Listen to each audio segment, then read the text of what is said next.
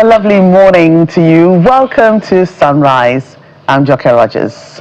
Well, I know that the sun has risen in your neck of the woods. Well, except if it's not morning. Don't worry. Like in some places, Like in some places. And if you're watching a replay of this, the sun rose earlier in the day. Oh, come on. Amaya Makinde, good morning and welcome to the program. Wow, a lot of things have happened. Everything. Even in my kitchen. Well, the closest being yesterday was, Workers' Day. There was a public holiday, of course, but beyond that, workers continue the call. Same call for better welfare, increase our salaries, do this and do that, and I think that call is just a constant call, regardless of what has happened already. Yeah. Well, because it's never enough, really, is it? Yeah, I get that. Actually, never enough reminds me of one thing that Yorubas say, that at the end of any amount that has any amount of money that has a figure to it, doesn't have any value beyond a limit. Please say it in Yoruba. So okay.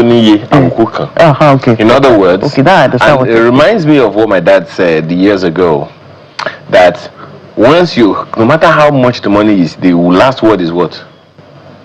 Only. In other words, really. It's not more than that. So yes, you're right. It's never really enough. But I think more importantly, the thing to look at, and I always say this when I always think about this when I get conversations from labor leaders and all that. It's good for us to push for the welfare of labor, of workers. Yeah. But how about the responsibility of the workers themselves? Every time we're talking about nation building, talking about building the economy and all of those things, it comes down to people getting the jobs done. Yeah.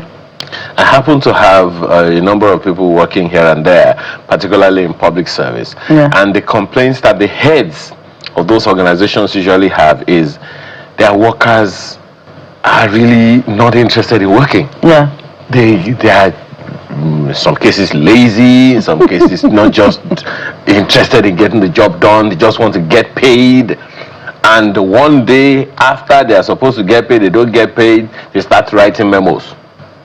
So all of those things, always just point to one thing for me, and that is the fact that at the end of the day, we all have a responsibility to build this nation, whether we want to admit it or not. Yeah, and then there was the NASU and SANU also saying they're commencing strike action. Well, maybe that will, give some attention, draw some attention of the government, federal government in particular, too, because, over how many years now we haven't had any of these strikes and all of those things. So maybe along the line, some people are just feeling like, no, this government is having it too easy. Let's ruffle them up just a bit. And then, of course, during the week, today we're also, they talk about opposition, formidable or not, or realignments. I think it will be an inexhaustible conversation going into, especially because we have elections next year. There were a couple of court judgments during the week pertaining to ADC and the PDP and the leadership crisis. The one for the ADC, I think, status quo. The Supreme Court said there should be status quo, and then they should refer back to parties should go back to the Federal High Court's case. So that one is there. That's about the marked leadership of the ADC. So, I think what a number of people, including lawyers, have said about that case was like, look, the ADC just succeeded in doing one thing and one thing only, wasting its own time on two fronts. Number one, there was a request made by the High Court. All ADC needed was to do what the High Court said. Yes. Rather than do that, they went to the appeal court, wasting some time. That was when all this whole INEC, Occupy INEC, was just political talk. Now, after this, and some people are claiming victory. If I listened to a lawyer who was saying, these people that are claiming victory, there is no victory yet. They simply reinstated one thing, but there is still a case in court, so no victory has been scored yet.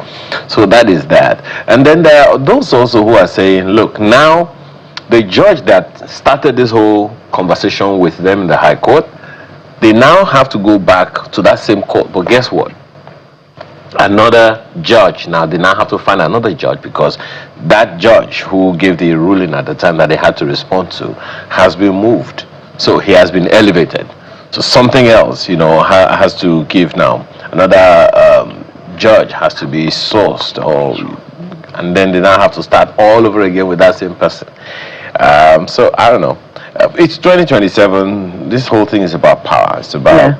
Is it about the people? Yeah. I don't know. And then, I didn't want to misquote the FCT minister, Yesan Wike, so I had to go in search of what he said about, there was a judgment regarding the PDP as well.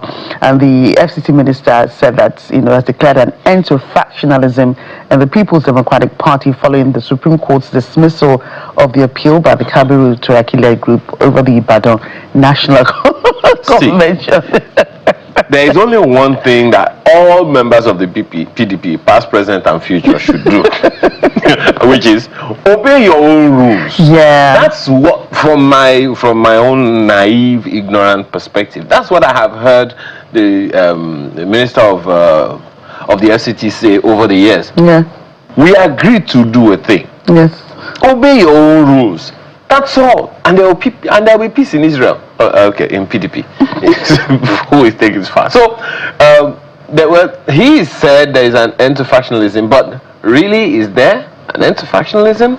Because to a large extent, a good number of times, there's only one language we have been hearing. Money speaks, and in most cases, unfortunately, in this republic, once money shows up, every sense seems to step aside. So, and then we have a new minister of power now. Yeah, how much does he have power? Joseph Olasukomi Tegbe.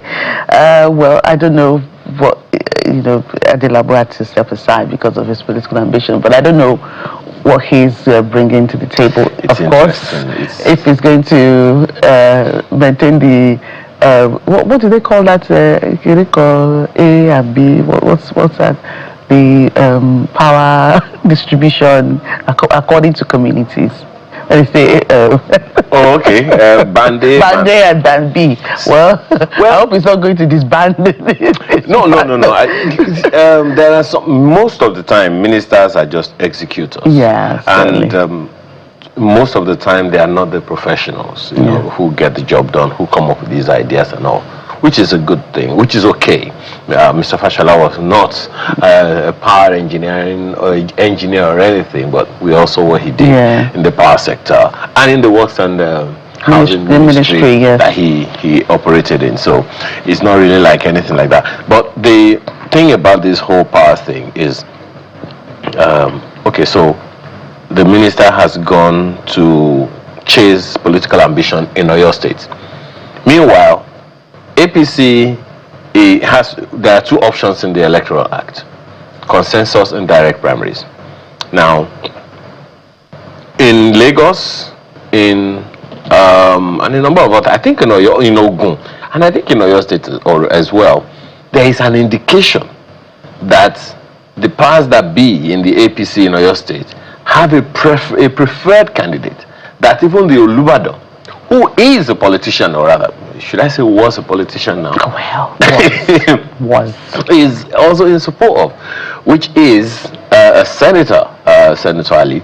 Now, that is going on now, and I heard, I read somewhere, rightly or wrongly, that, when the minister wanted to see the president to tell him of his intention, the president was avoiding him just so he doesn't,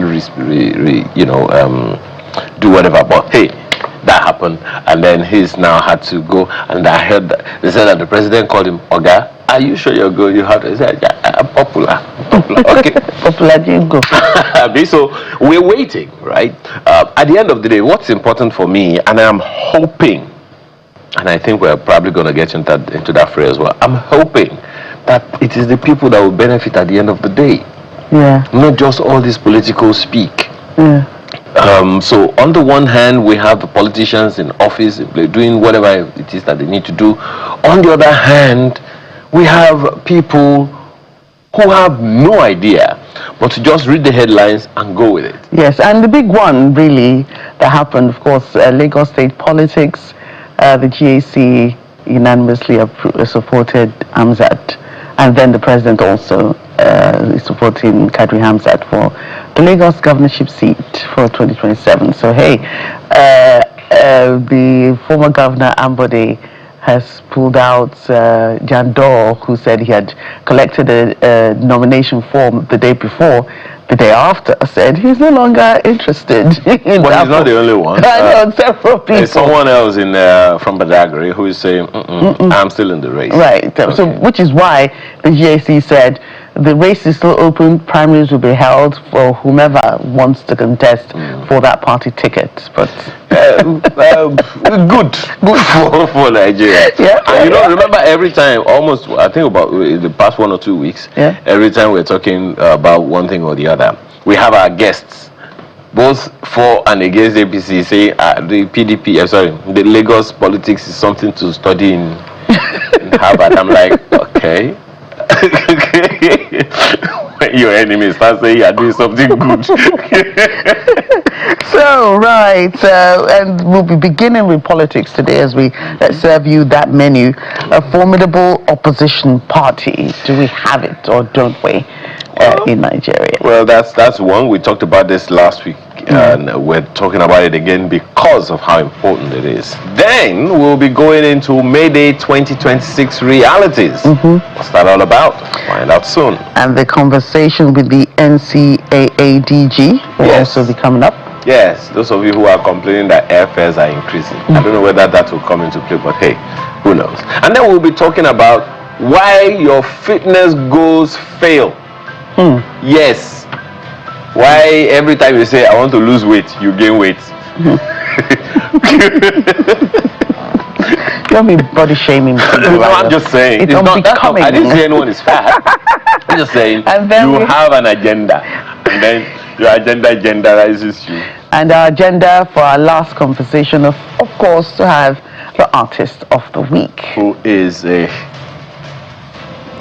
will be revealed at the appropriate time.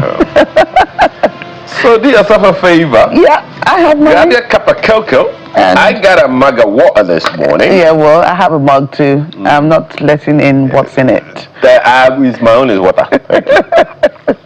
See you on the other side.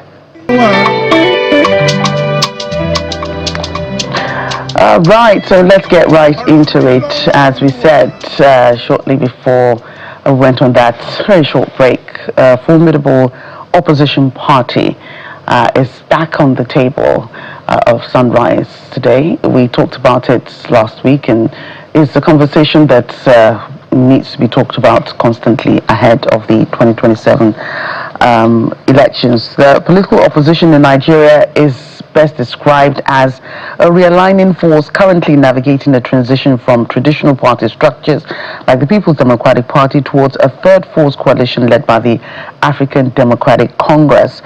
While the opposition is making historic strides towards unity, it remains simultaneously defined by legal uncertainty and internal fragmentation. So that will be a large part of what we'll be talking about, of course. But these conversations, how they go, usually other things coming as the conversations heat up.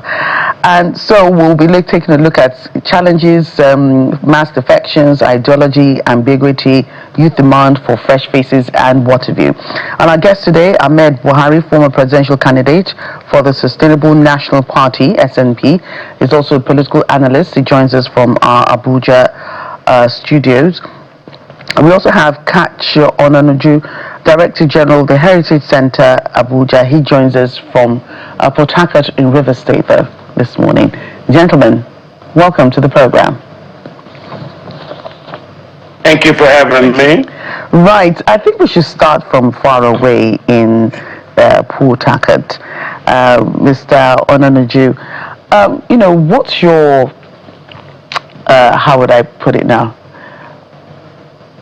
What's your take on the current situation with opposition parties in Nigeria as we speak, as against what we had before, that when they speak, it's loud and clear, but now they have to start dealing with a lot of issues within themselves, and it's as if they don't really even have time to be opposition parties anymore. No, they've always had time. The opposition party had an issue internally. It was amongst themselves having respect for each other. There wasn't that. In the opposition imploded because the northern elements of the opposition ranks refused to respect zoning, as you saw crystallized with Mr. Atiku Abubakar refusing to respect zoning in the PDP, and that led to the death of the opposition in our democracy. And now that they're trying to rebuild, the primary fundamental that led to the implosion of the opposition needed to also be not forgotten. And that is the story of equity. And that's where you're seeing now the presumed Kwankwaso Peter Obi combination seems to push towards that. If they can find a betting platform, if they did what they did the last time in 8 months to election, I think they have time. And because the incumbent is very afraid, that means they probably know something that the rest of the country doesn't know. Why they don't want the opposition to settle and take root. Because if you see the West this morning all over Kano, is that the trick of answering by the Supreme Court the issues of the standing by INEC in regards to INEC interpretation of that status quo. Now the Supreme Court have stated the status quo means mark be respected and mark be this antebellum. But there are other issues inside that where the opposition now are suspicious that the court has said go back to the same court and go resolve your issues. So there are many issues there to be resolved and not yet resolved. And the opposition are now thinking they can jump to a safer platform, maybe NDC. And I think, so we are watching, it's a process. It's not those who got us into this mess from the APC, use it now as a hegemonic platform to stifle the democracy, and also some of the people who are now fighting in the ADC for what they cost. You see, the beautiful metaphor is the video where Shawari was talking to Malami. You see, what you people have cost has now come to swallow and even give you trouble. That is a great metaphor for what we're going through. But I believe the opposition will leave because we are a diverse society. There is no way Nigeria can be a single party state. If you can hear me, I find it very interesting that every time, and this is not the first time, in the build-up to the 2015 election, in fact, the build-up to every election from 2015, there's always been that, talk about opposition and opposition and opposition. While PDP was in government for its 16 years, the opposition it had never really had any national spread. This is the time we should be talking about strong opposition. At no time did any political party, when the PDP was in government, at no time did any political party come out to say the PDP is the one that is frustrating us or stifling us. In 2015, PDP practically imploded. And that is one of the things that gave the APC the edge, because a host of people moved from the PDP into the APC, and that's how they came into power. Same thing in 2015, a good number of people are wondering. And then in 2019, there was a lot of talk about the third force. In 2023, that third force was the Labour Party, and now we're hearing the same thing, towards 2027. Must we always blame the federal government, the government of the day, for the woes of a political party full of adults? You have to understand, we're going through a process. The process we are now is a process where the democracy has now brought a lot of awareness, forcing people now to demand for equity in what we're doing. The PDP imploded because of disagreements on equity, and that's all. It's got not it, and equity means the only way you can do nation building is to understand that equity is paramount. So why should we now blame? Why should we blame a ruling party for that? You also blame a ruling party. The ruling party goes out of its way to undermine the stability of the other parties. I'd like to see evidence of that, because that's what. Well, let me ask Mr. Ahmed Buhari. You have been in opposition as well, so you understand how these things run.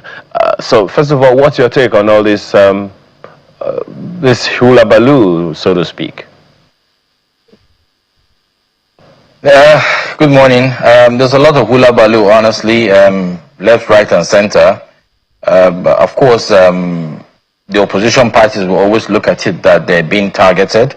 They will always complain about malicious responses from government institutions that are supposed to help it stabilize itself. So, for example, you would hear complaints that INEC is sabotaging the stability of other political parties that are on the opposition side. You will hear complaints about the security forces not being fair to how they handle their affairs around the opposition parties. You will also hear things like we know that the opposition party is reaching out to some of our members to see how they can destabilize us, or actually put in some people within our ranks of rank and file to ensure that they bring in confusion and instability. Now, I did hear you speak to Mr. Onanuju about evidence. I know it's going to be very hard for anybody to present evidence on a matter like this, but it is not far from the truth. It is what everybody does. If you want to win and win strong, you do everything to undermine your opponents. And I think what I've actually advised opposition in all of this kind of cases is do your best to make sure your system and your rank and file is tight. It is also your responsibility to fish out those that you know might be causing the instability. It is also your responsibility to make sure that your legal structure and your legal framework is very, very tidy, so that you could have a strong case when you go to the judiciary and places like that. So in my opinion, I think to the larger understanding of what we have seen, I think that the ruling party will keep doing what it's doing to undermine opposition, and the opposition parties must do what they have to do to make sure that they're not undermined. With regards to what we're hearing now about the opposition itself not being able to hold itself properly and the possibility of a break, I personally think that if you look at it critically, I wish, and I've tried to speak to everybody that is close to the main front runners in the opposition and say to them that, look, all of you are big boys, all of you want to be president, but only one of you can be president. And the best way to decide all of that, even if it's going to be a consensus or a direct primary that's going to be held, I think it's best that you run your affairs around the Nigerian people to see who truly they desire. And I've had questions about the zoning structure. Even though it's not enshrined in the constitution, I do not still think that is the reason why the PDP in the first place should have broken down. I cannot, because again, two things are there. I've heard Atiku Abubakar's name being mentioned as one person who wanted to be president while it was still time for the South. And I've also had a lot of people complain about Wike, who felt because he wasn't voted in as the candidate for the PDP, so for that reason the party should be buried. So I want people to understand that on both sides I see terrible selfish desire for self. And in any case, you must actually be honest with we must be honest with ourselves and know that these kinds of personal viewpoints towards trying to ensure that it's me would always bring down the house. Mr. Nonuju, back to you on this issue. My constraint now is, so on the one hand, the accusation remains that of the ruling party trying to meddle, if we can put it that way, in the affairs of other political parties. But then there is also the talk of proper things being done. The statements being made, particularly within the ADC, about how what some people have called hostile takeover took place is there. The ADC has also expelled its only candidates in the National Assembly. And as a result of that, maybe they have councillors and all of that in other states, I don't know. But as a result of that, the Attorney General of Police has gone to INEC to say, INEC, this party has operated for X number of years. They don't have a single elected official. So please, deregister them. That is within the rights and duty, actually, of INEC to do. But then let's talk, first of all, about the internal politics of the parties themselves.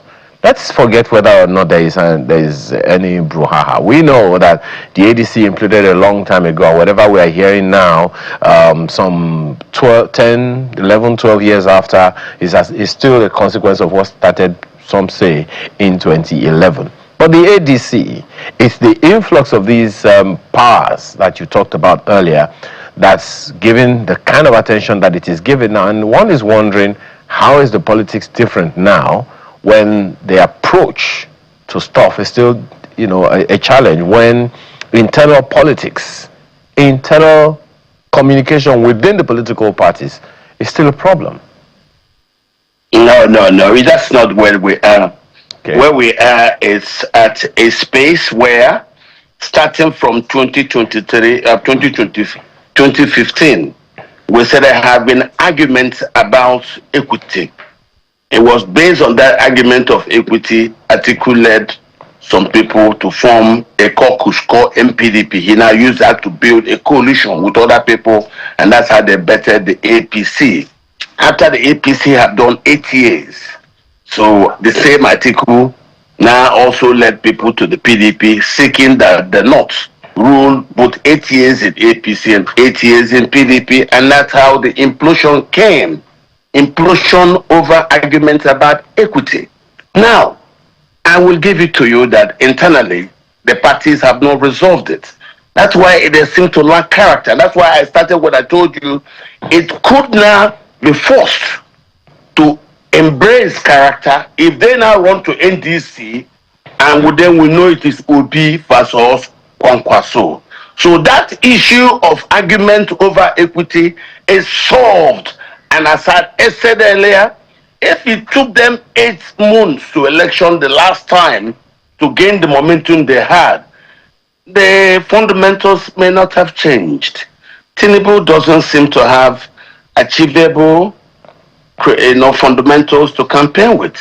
Let him go campaign with what is achieved and how he also intends to do more and change country for better. That's what election is all about. Let's see who it is. I have told myself, whoever is there for reform is who I will support. And so I have not yet seen a platform. First, the opposition need to compose a platform. You compose a platform of a ticket, a presidential candidate, and a VP candidate. Then we will move, because already the incumbent party has it locked for Tinubu. So what are the opposition presented?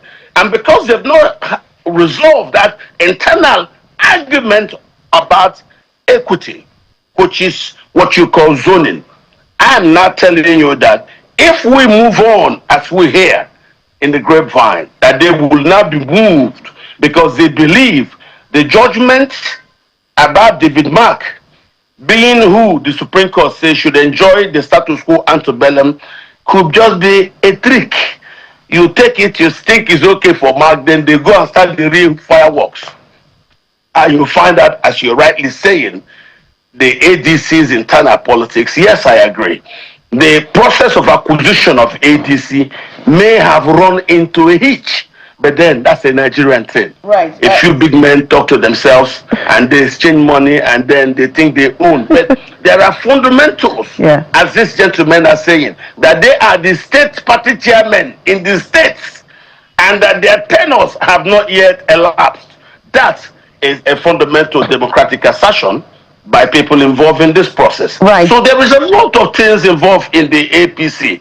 Yes, if you talk about internal politics, yes, there are challenges. Right. I agree with you. Let me thank you for that. Let me go to Abuja.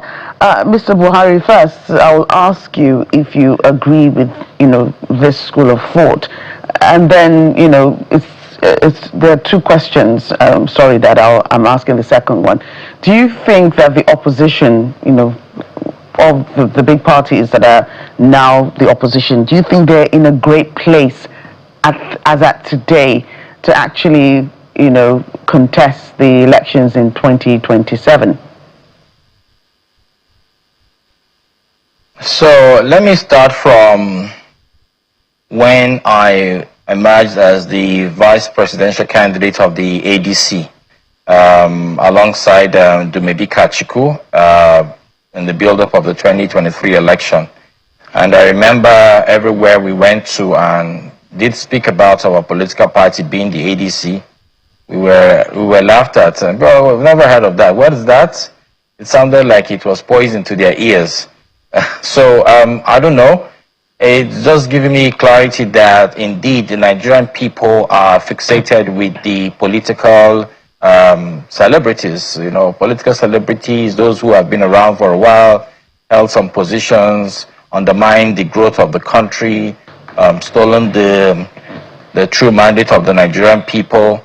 But still, whenever they appear, the Nigerian people get excited. So it's obvious it's what the Nigerian people want.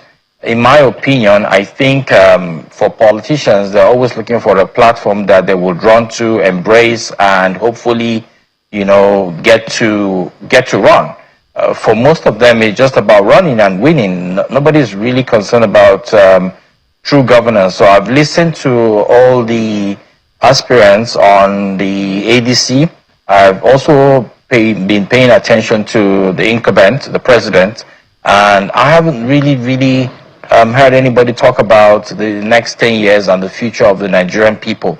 Unfortunately, it's the same young people who are supposed to be asking these very pertinent questions that are seen, roaming the streets and, acting like they're going to die if certain individuals that they do support do not emerge on those tickets. I strongly believe that for our democracy to thrive, we definitely need a strong opposition, and that's what makes the whole exercise worthwhile. And I'm hoping and praying that institutions that have been put in place, even though by design they would definitely act biased, I'm hoping that the opposition would now use this as an opportunity to make sure that it's very formidable, so that regardless of whatever is going to be thrown at it, it might have some absorbers to ensure that it does not derail from what it wants to achieve.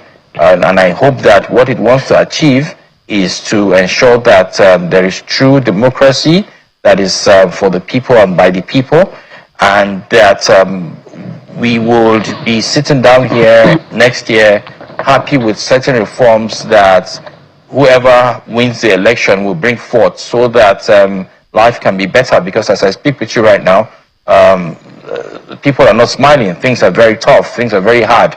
But even if you ask people to come to talk about these things openly, they refuse or they shy away, because they are very, very concerned about how they will be perceived if, for example, the ruling party might want to call them tomorrow to frolic with them. Similarly, those in the opposition, they're still even being very careful, because I cannot even trust that the opposition has all the people working for it that are truly working for it, that might be willing to move any day, anytime, should the ruling party call them. We're in a very dire situation. It is very sad. The best we can do is to hope and pray that the right people will be around government spaces to give us the right kind of democracy. Right. Let me just stay with you, Mr. Buhari. Let's talk about the youth population. There have been oftentimes in the last couple of years, the youth have been canvassing to be involved in governance, to be more involved in politics, to be part of the government, and to be really a part of those who choose, those who come into power. With over 60% of the population under 35, can the opposition successfully, bridge this gap between online mobilization and actual voter turnout, or will youth apathy remain a decisive factor in 2027? So it's very, very good question, because as I speak with you right now, I have a lot of young people who work with me, who try to consult with me, and I think their spirit has been broken. All right. But the thing about the Nigeria space is when we draw closer to election, people sort of reawaken that Nigeria spirit to see that maybe, just maybe, what they're really looking for might come, but I would tell you generally, a lot of young people are not really feeling anything. For those of them that you see to be feeling something, they want to be paid for whatever feeling they're going to express, which is really sad. So their expression of whatever it is that surrounds our political space is largely tied to how much money you are willing to give them. So if you give them the kind of money that excites them, they're going to shout your praise. If the other party calls them tomorrow, they're going to move there and shout their praise. And it's not just with the youth, it's even with our elders. So we've seen people who we used to look up to with so much admiration today are ready to swing anyway, as long as some money is put in their pockets. And this is very sad for our growth as a people. It's affecting every facet of our lives, from our medical institutions to our political institutions to our infrastructural growth to everything, even how people drive on the roads. And this is because there's a total disconnect from how they want to see their country prosper and what they're being presented with. We're in a very sad situation, unfortunately. Maybe I should throw the same question to you, Mr. Onanuju. Young people, seeing all that we are seeing all around, I'm not sure how encouraging it is. Sometimes we think this thing is in black and white. This is white is white, black is black. Why should something so simple be made so complex? And unfortunately, these young people are highly impressionable. What they see, the first thing they see is what they go with. And it will seem like, to an extent, a good extent as well, some opposition parties use that vulnerability, if I can use the word, of the young people to just put out things that are not exactly the way it is. And then because they know that the young people are not they're gonna go with anything that is sensational. So how do we get them into the system, knowing that in another 20, 30 years, a host of people who are prominent in politics today will not be available? I think you are getting it wrong. You think you need to get the young people into the system. No, the young people are the system. It's me and you that will get to understand that they are the system. The new world you have today is driven by awareness from availability of information on a scale that's unmatched in all of history. And these young people we're talking about consume this information. It makes them a different kind of animals. Genetically, they are wired differently from our parents, from me and you. So what I will advise you is, you are seeing a brand new world driven by awareness due to sensitization from information, as you can see, social media and the internet. I don't think we can try to shape them, the so-called young people. No, it is for me and you and the rest of Nigeria to understand that the world is changing, that there is nothing for us to try to explain to the young people. What they see is the truth about life.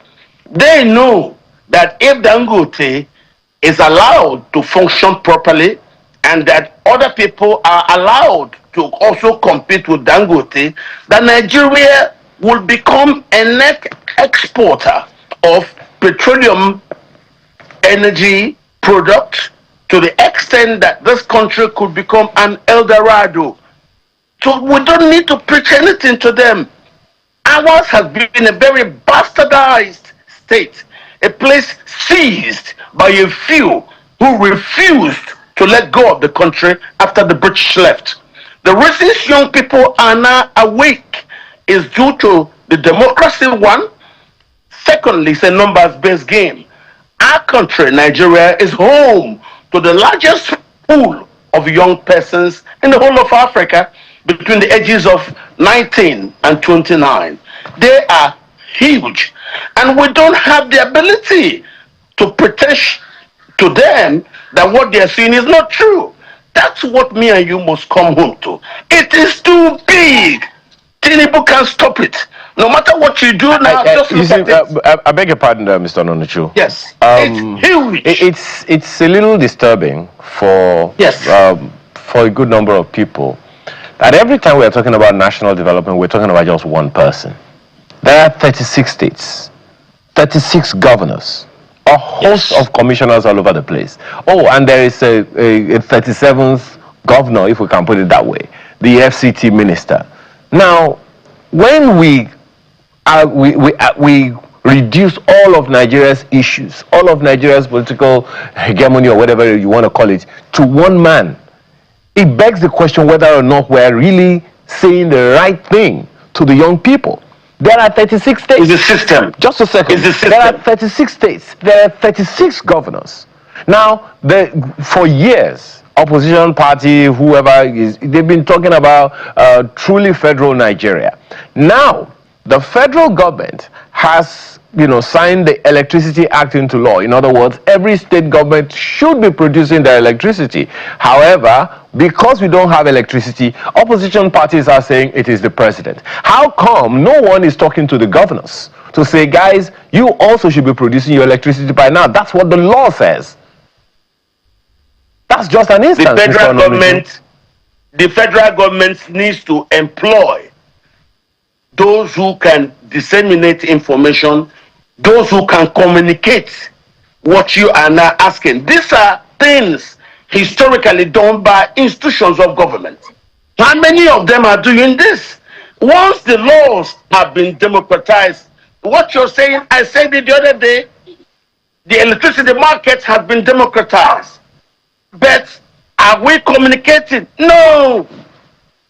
We are in a society where we don't even want to give the people all the information that they need. But the opposition parties know these. The opposition parties know this. The opposition parties themselves, it's not, if we are talking about Nigeria, that's one example about the US system. I think it was, I don't forget this late presidential contestant who contested against President Obama at a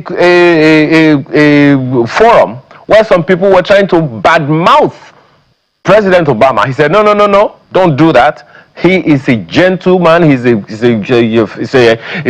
good human being. We just differ on ideologies. He stopped them dead in their tracks. But here in Nigeria, we encourage people to bastardize our own political icons. That's not necessary.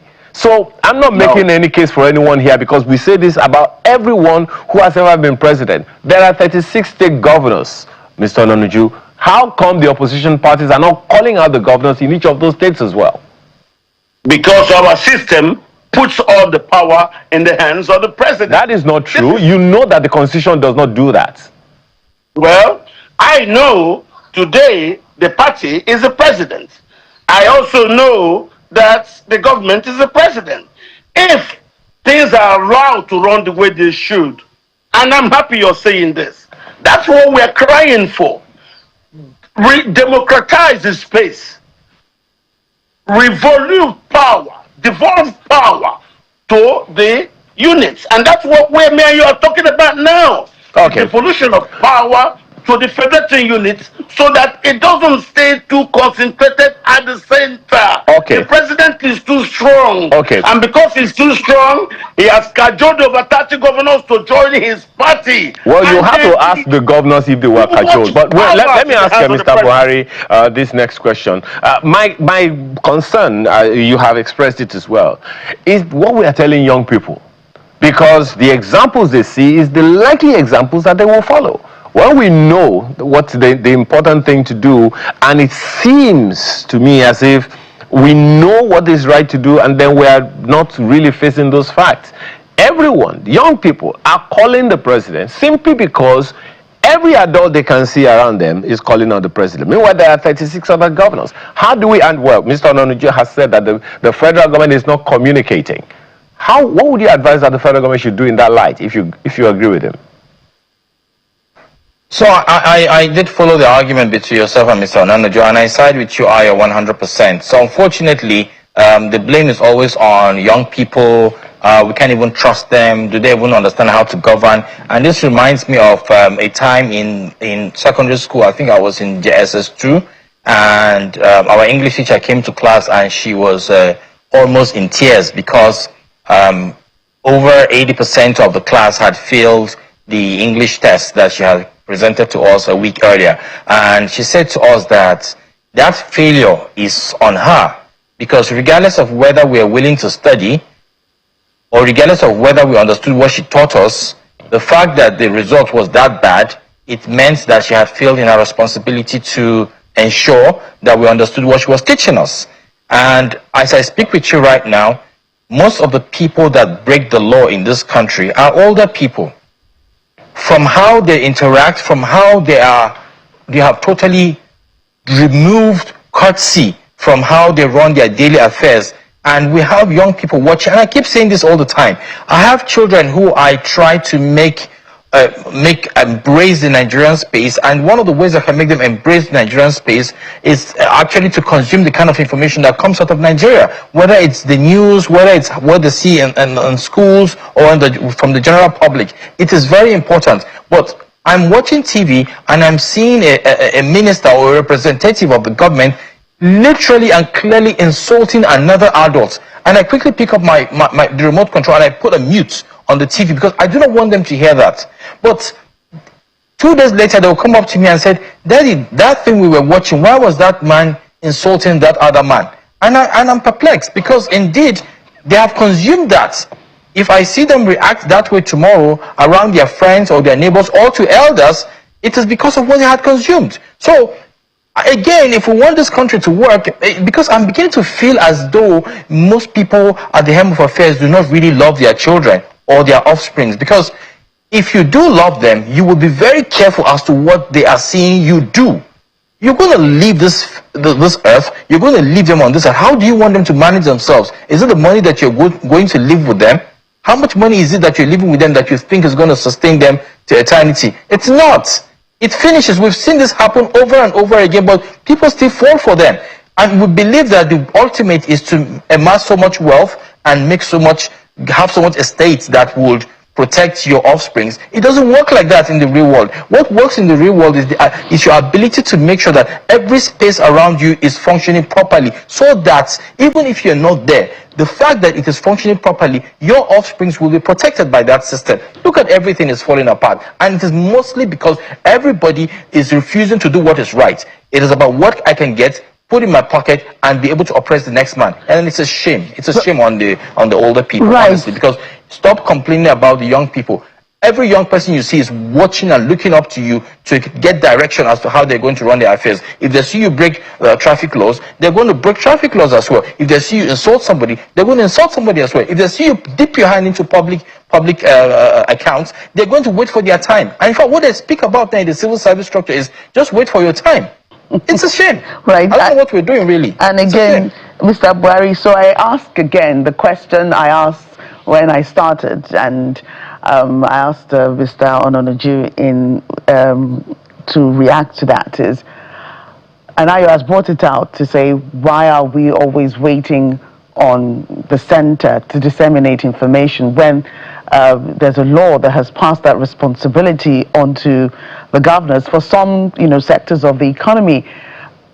Ayo said something about the opposition asking the questions and asking the subnationals, what are they doing? And I ask you too, does the opposition have time to be opposition anymore? They seem to be so distracted that they're not, following up on the things that they think the government should be doing and asking all those questions and educating Nigerians to be able to ask those questions as well. That ask your subnationals, what are they doing for you? Ask the governments at the local levels, are you doing what you're supposed to be doing for the people? Nigeria is not all about the center. Those subnationals and the local government also have responsibilities, but the people are not asking them, and Nigerians know that they have those responsibilities.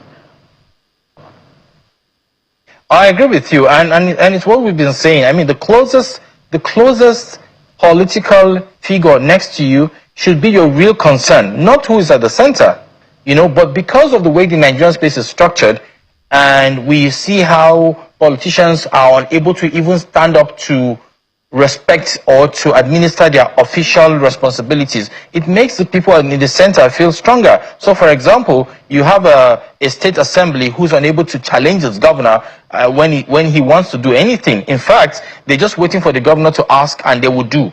Similarly with the National Assembly in Abuja, every single the lower house and the upper house, they're just waiting. So people are seeing that and they're thinking, oh, it doesn't look as if the executive and the legislative are at par.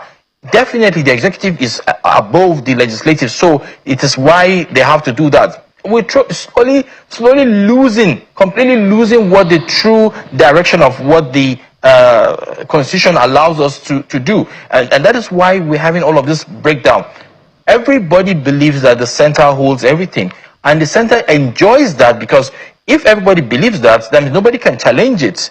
But in reality, if it can allow everybody to take their responsibility and exercise it as they're supposed to, then indeed the Nigerian people will now look elsewhere to demand for answers. I keep saying one thing: the luckiest people in this whole democratic space are the governors, because they've managed to shield themselves from the problems. In fact, some of them make it look like, when they sit down to talk about insecurity, that everything lies in Abuja. Meanwhile, your people are being killed. We have governors that are working really hard to ensure that negative news doesn't even come out from their states, so that they're not seen to be running a dysfunctional state as it concerns insecurity.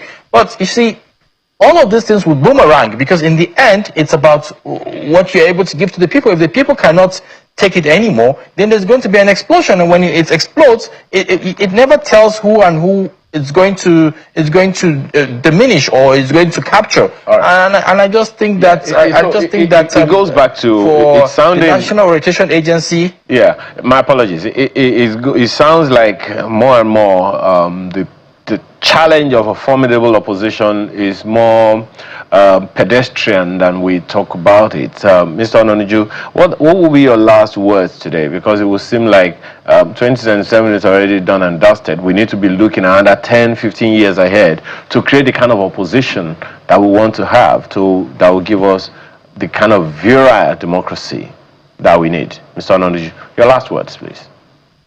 My last words is, I will not seal hopes of Nigerians. Nothing is done and dusted. Nigeria says, as it is, a week is a very long time in politics. And so let's see what's coming up. It is the reactions to attempts by the opposition to organize by the incumbent government that are presenting the fireworks and the entertainment so far. And I believe we have a lot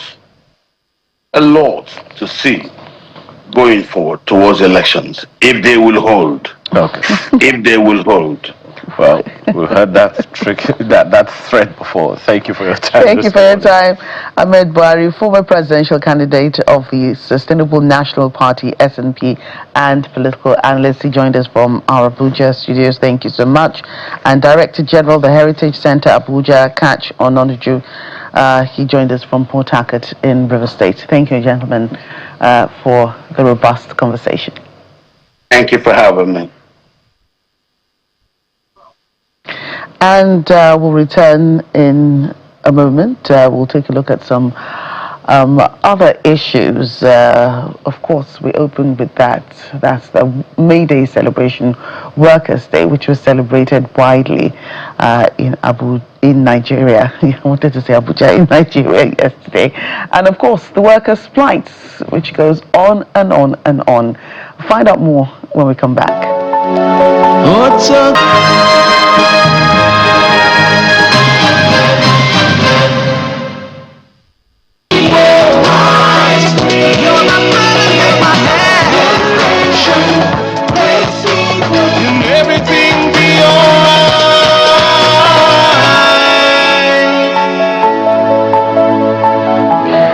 Well, thank you so much for staying with us on the program this morning. One nation, one people. May Day. The first time it was celebrated was in 1980. And it was in Nigeria. It dates back to 1886, by the way, in Chicago, USA. First time in Nigeria was in 1980 under a People's Redemption Party government in Kano State, Second Republic. Nigeria adopted it in 1981. So May Day has been celebrated every year since. Now the primary focus for workers remained the struggle for a livable income. Over the years, it's been the same, almost the same thing, welfare of the workers and all of that. Especially now because the purchasing power of the current wage continues to be eroded by hyperinflation. The current national minimum wage is set at 70,000 naira per month under the 2024 Act. But as of early 2025, implementation remained inconsistent across various states. The government recently sanctioned salary increments of 25 to 35% for civil servants under certain consolidated salary agreements and all of that. The removal of fuel subsidies and the subsequent rise in transportation and food costs have significantly burdened the average household.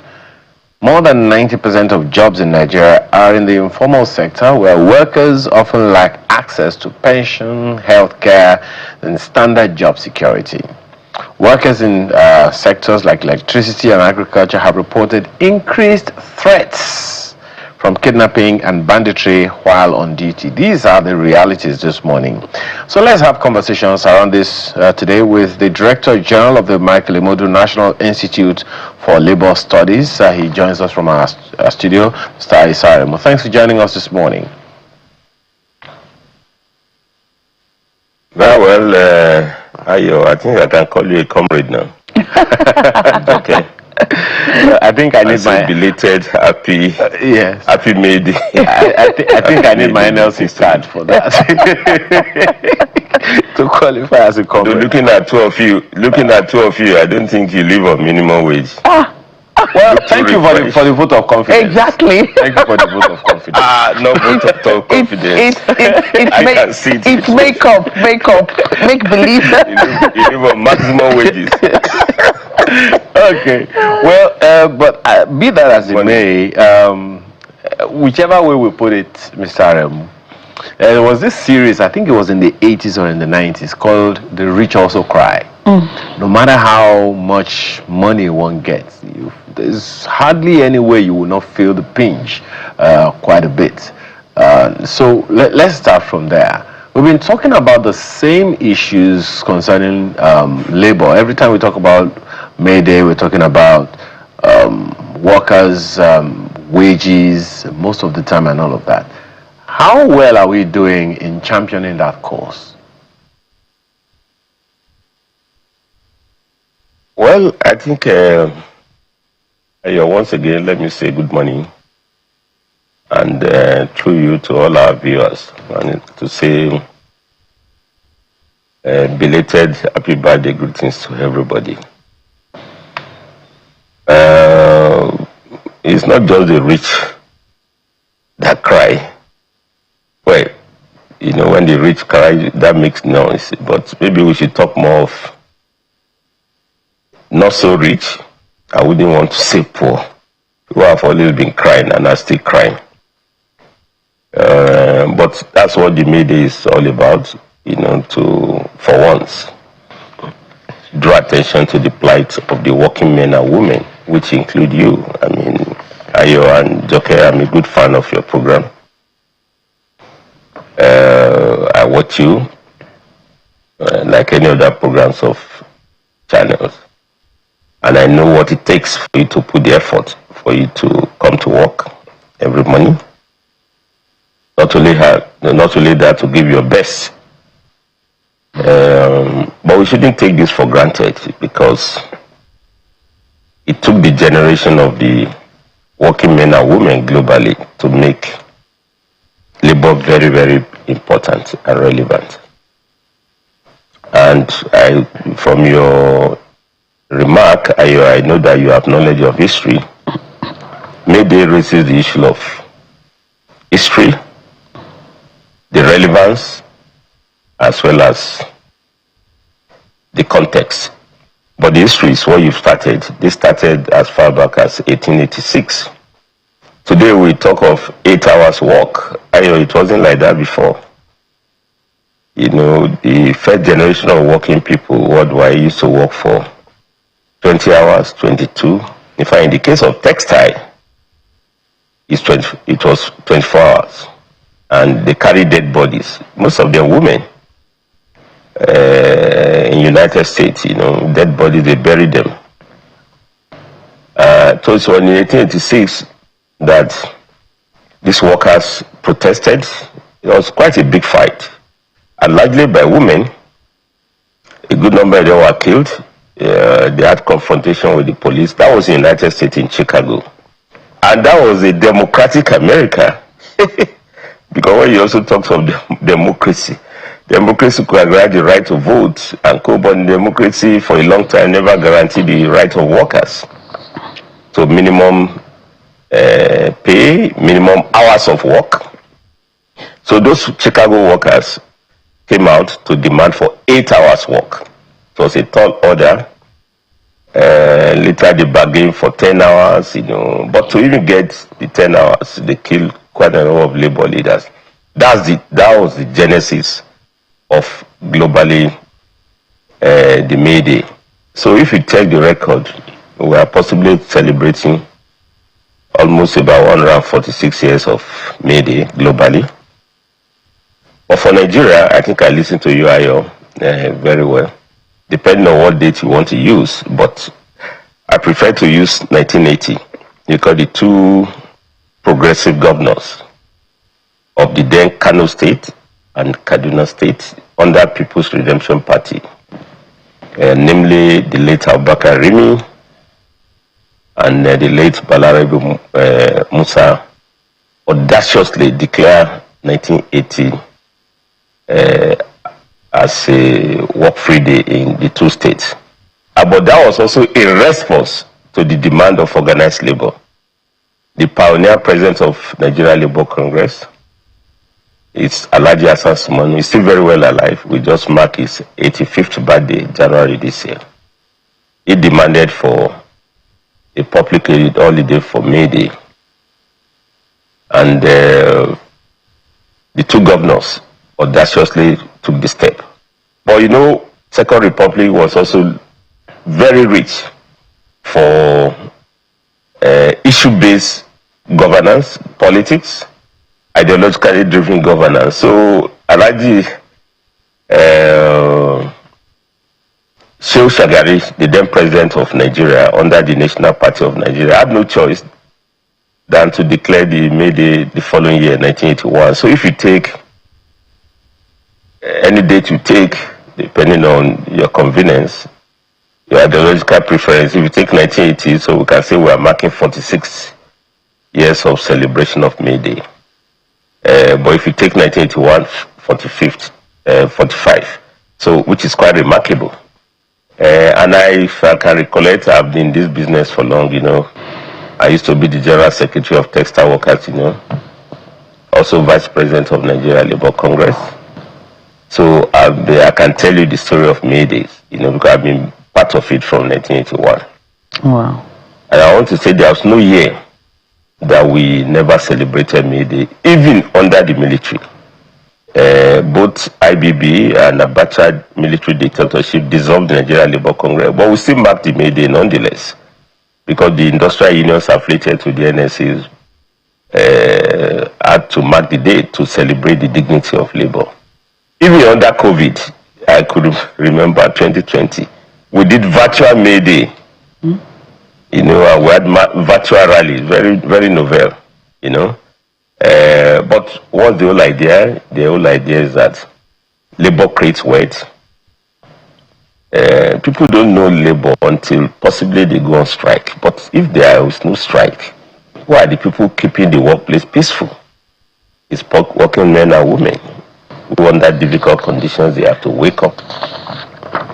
Maybe the issue that I'm raising, Mr. Aramu, is whether or not we are giving the right, we are getting the kind of traction that we want from celebrating May Day.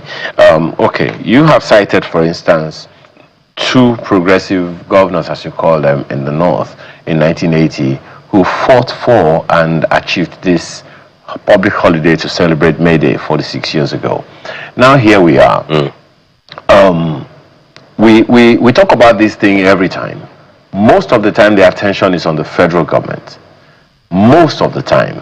The duty of signing the law, getting a law, a federal law, a national law for minimum wage comes from the federal government. But the execution is not restricted just to the federal government.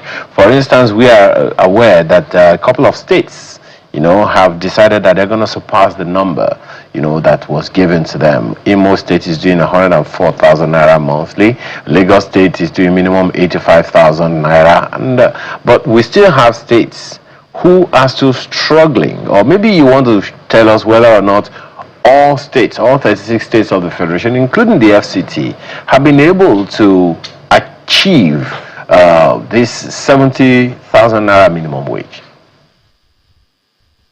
Yeah, I'm just going to arrive at your effort to. I listened to the first segment of the discussion, and I could see your effort to remind all those your emergency active politicians that we are running a federation. And the history I've given you shows that there was once a Nigeria in which the states were really active. Even UPN State during the Second Republic actually promised 230 naira or so for minimum wage. Even at the time, the federal government was promising 125 naira. So I'm just telling you, and I agree with you very well. But point blank to your question,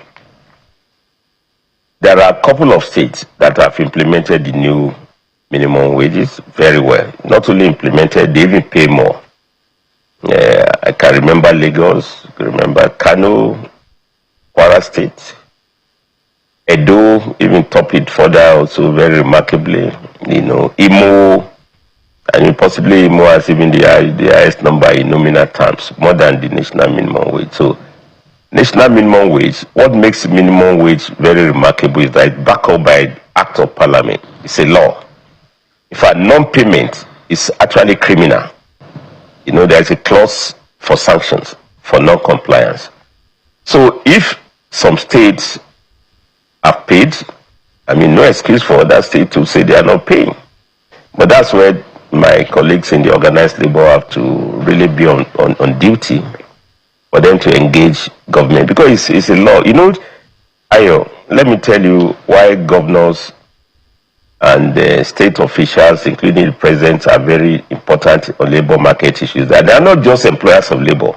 their government to enforce the law. So if you don't pay minimum wage, who are you to ask Mobile or Chevron not to pay? So they have to enforce the law. So I'm clear. And back to that, now these are facts. Ayo.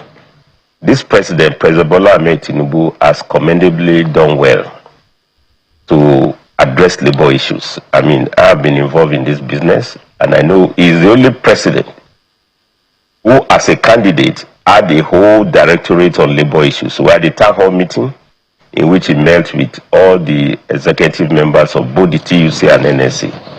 And point blank, they told him he must increase the minimum wage. He has done so from 30 to 70. It's the highest in nominal terms that we ever had.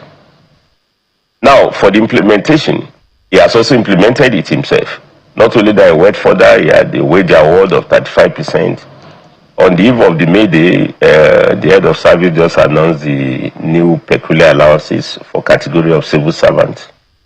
Announced a 100% percentage increase in DTA for public servants. But President Bola Ahmed Tinubu has also cleared out the pension areas, almost about 850 billion naira. Very unprecedented. So today, contribution scheme is a bit more robust than the way it is. So the state must follow, and I think this is where I agree with you, Ayo. When I know Onajunu, agonizing and lamenting, we're always in political mode, but at times we must also be in governance mode. And I've argued, I wrote an article for this media as the Director General of the Institute, Premier Labour Institute, which is meant to promote labor education, to say that we need to bridge the gap and promote education among labor market issues. But my take is that the next elections, 2027 elections, should be determined by labor issues. And what are labor issues? Job creation, job security, adequate payment of salaries and wages, pensions. Of course, labor are not just factors of production, they're also human beings. Security, even gender issues is about labor issues. Women are not supposed to just take care of children at home. We have a law that allows for paternity leave. So if you are still in this business, prepare to take leave and assist madam. Because women have to produce new generation of workers, and we can't leave it only to them. Oh my God! Job creation is about employment, the way it is, and we shouldn't take this for granted. There was once a president in this country, and I can talk to you. I'm talking to you as a DG who lives on facts. 1999, we did have these revenue challenges. President Obasanjo sacked workers, retrenched workers in good number in public service. Downsizing, right-sizing with Ngozi Iweala. But this president, Bola Ahmed Tinubu, whatever you want to say, kept to the faith we had with him, and he retained jobs. Not only that, he has created more jobs. All those public institutions have been created. Southeast Commission, North Central, Southwest. This avenue for creating more jobs. You have Net Fund. You have the other one, Asset Something Creation Committee. Run the numbers. More jobs have been created in public service. If you also see the initiative taking over the issue of refineries, now we have Dangote refineries. I heard Onanuju talking of Dangote refinery. If there is no policy, Dangote refinery could have come on stream. Today, more jobs have been created. And I want to use this platform to also thank Alhaji Aliko Dangote for calling back those engineers that have been sacked. I brought them back on the eve of May Day. I said that was the one May Day gift from the private sector. So all other actors should follow along this line. Banks are declaring billions or if not trillions of profit turnover and co. How many jobs are they creating? Are some of them even giving minimum wage? We have serious crisis of compensation. So we are not only focused on federal. Even if we ask state, what are private sectors? Are we saying jobs created in banks are commensurate with the profit they are declaring every other day? So you consolidate the banks. I don't know what the language they put now. Reconsolidation. Have they reconsolidated their not just the capital base, but the job base? What is the quality of job being created here? Are they decent? They are largely contract jobs in which they hire and fire. There's no guarantee for their future. So I think May Day gives opportunity to celebrate labor. But if you ask me, Joke, celebrating labor should be every day. And the greatest crisis we have in our hand today is crisis of compensation. You said so annually we'll be talking about, no, annually. I mean, Michael Imodu, you remember, is the first labor leader. He was the first labor leader who led the railway workers against the British colonial management in the railway. Railway in those days was like NMPC. If you worked in railway, you are working out of poverty in those days. But it wasn't easy. It was Makelele who challenged the British to say, no, you are offering low pay. They also had racist discriminatory pay. He said you pay African workers different rates. You pay, while you pay Europeans different rates. So if confronted them. He also, after the Second World War, there was also the living crisis. What do you call it? Cost of living went up. That's the way we're having now, global economy. But he led the struggle over the cost of living crisis. But the point I'm raising here is that the crisis still persists today. So we're having crisis of compensation at all levels. Right. And I think deliberately we must factor labor as the most important factor of development. Yes. Humans are being underrated. We lay more emphasis on capital. It's easier to pay for diesels than to pay Ayo and Joke, good pay for them to go to work. By the way, I didn't see you at the May Day rally. At the May Day rally, you were not there yesterday. We were here trying to report what you did at the May Day rally. Forgive us for not being present physically. You did very good job, very good coverage. Thank you. Did very well. So and when you see those beautiful pictures, you know that the best resource we have in Nigeria is human resource. Yes, certainly. Colorful, all we need to do is to celebrate them. And Ministry of Labor should be capacitated. It's the oldest ministry. Check your record. But it's poorly funded. Among others, neglect. Right. If I can come in there, you started by commending, the president for raising the minimum wage, and of course, those other state governments that are paying higher than, than the federal numbers. But things change almost every year or every month. We deal with inflation rates here and there. What are those economic indicators that you believe will you use to benchmark future living wage adjustments, rather than just proposing a flat minimum wage every time that you think that it's time to raise the wage because things have changed. The standard of the social nets are no longer what they used to be. So, people cannot, people's spending power, has been lowered. So we need to raise the money again. But what are those things that you think should be used to make those adjustments year in, year out? I think, the minimum wage, technically speaking, is the way it is. It's actually the minimum. It's for the lowest of the, of the employment structure. In fact, minimum wage is actually meant for the voiceless, who couldn't speak. And that's why it's a national minimum wage. And interestingly, this is the 6th National Minimum Wage Act that we have put in place.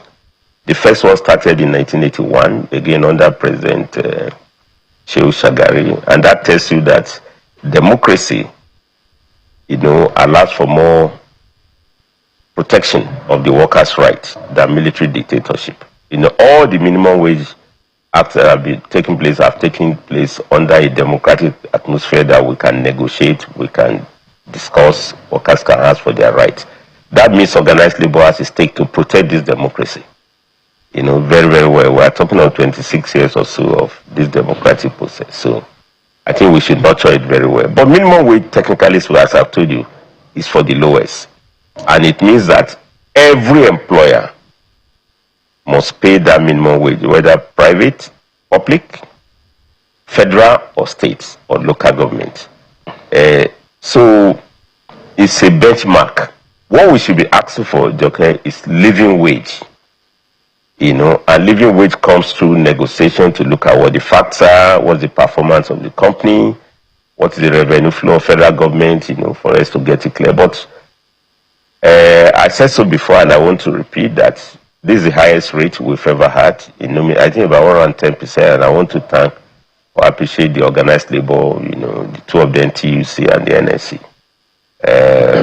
for making this possible. But in real terms, because of the other microeconomic crisis, you know, inflation, devaluation of the currency, you know, we can say that in real terms, minimum wage of about 20 years ago possibly had more value than the way it is today. Interesting. But one thing this administration has also done is to reduce the cycle of negotiation from 5 to 3 years.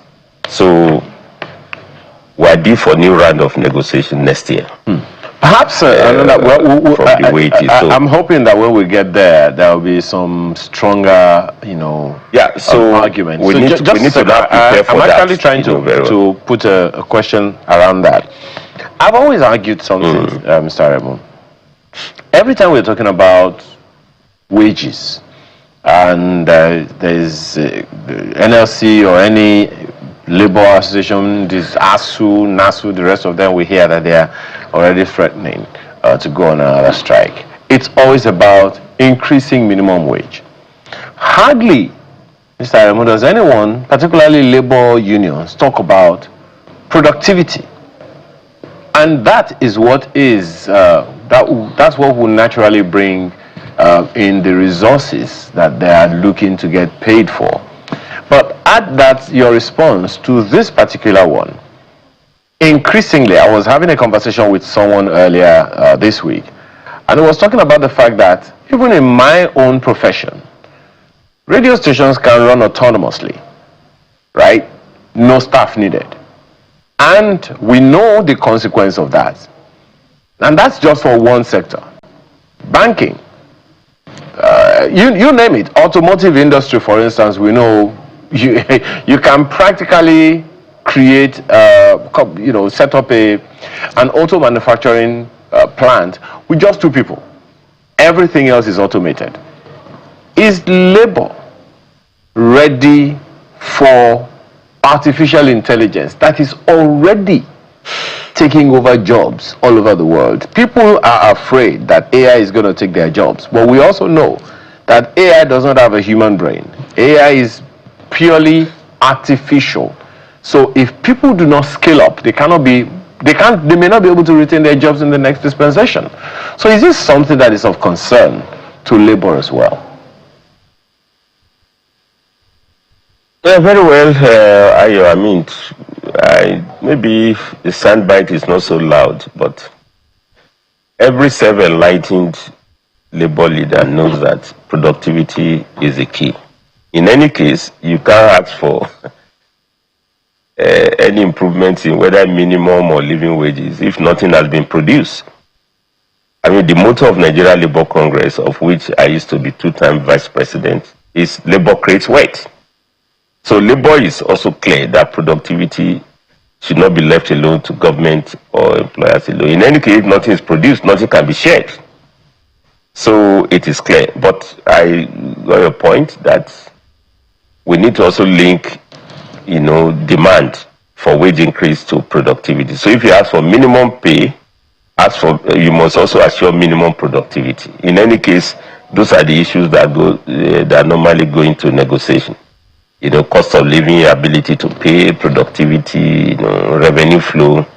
I was telling my comrades in both the NSA and TUC to say that even the discussion on tax revenue should not be left only to government alone. We should be involved over that, because tax is only a function of the base.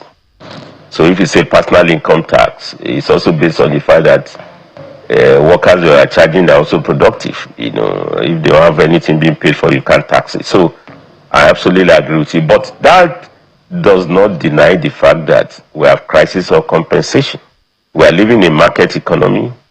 If you go to the market, you need to pay your bills. You want to rent a house, you have to pay your bills. That's the reality working people face every other day. So we shouldn't take wage issues for granted. And that's why I've also argued for minimum wage. UK started minimum wage 1989. We started 81. So they joined us in this business. But today, they've moved on. They adjust minimum wage every year, 2nd of April. And it's disaggregated. The one for women workers are different. The one for the apprentices are different. So we need to put up our thinking cap to make sure that minimum is adjusted every day. But they do the calculation. What is the productivity rate? What's the performances? I'm not just a comrade talking to you. I'm also a DG now. I need to manage an institute. And I used to tell my staff, when they ask for welfare, for productivity, I always say, wait, but promotion is a function of productivity. What work are you doing?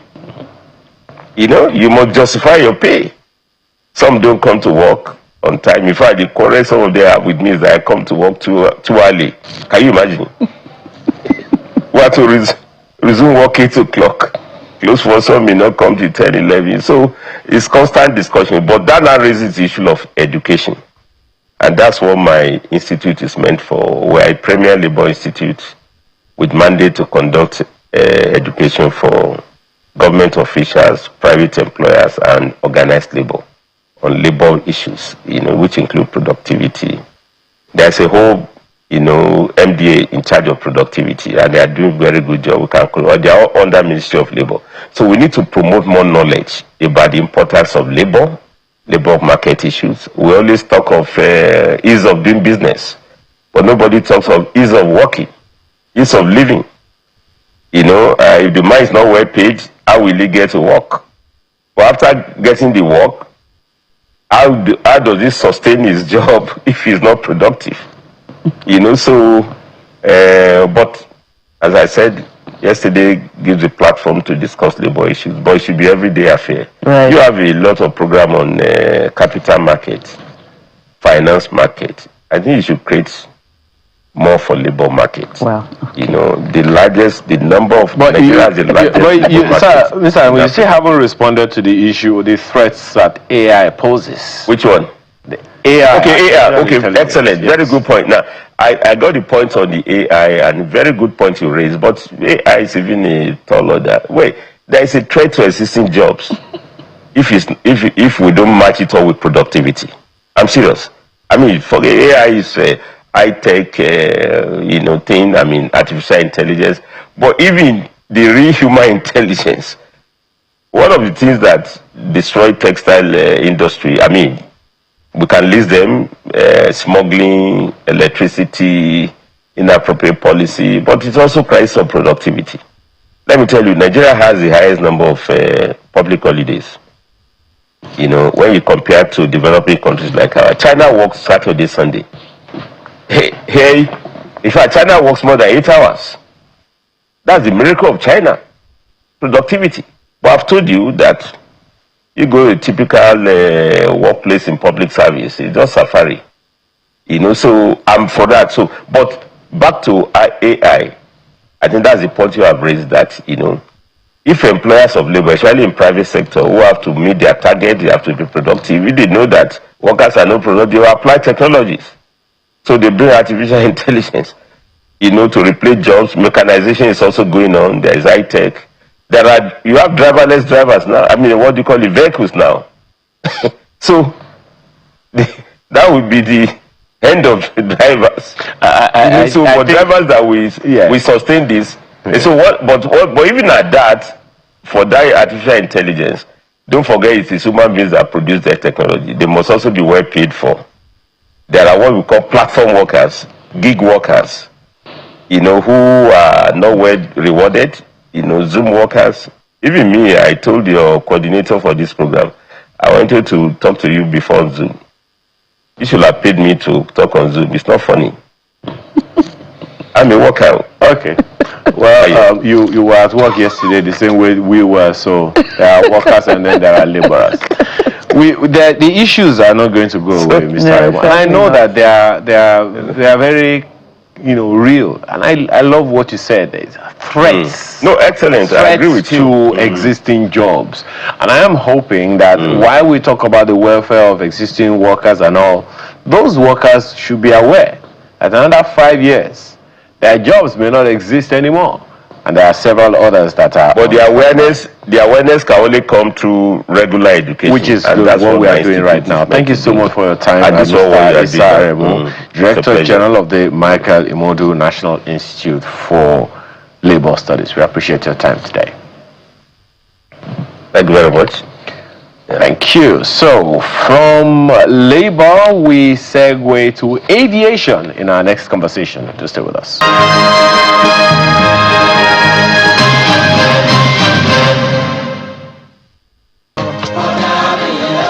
Welcome back.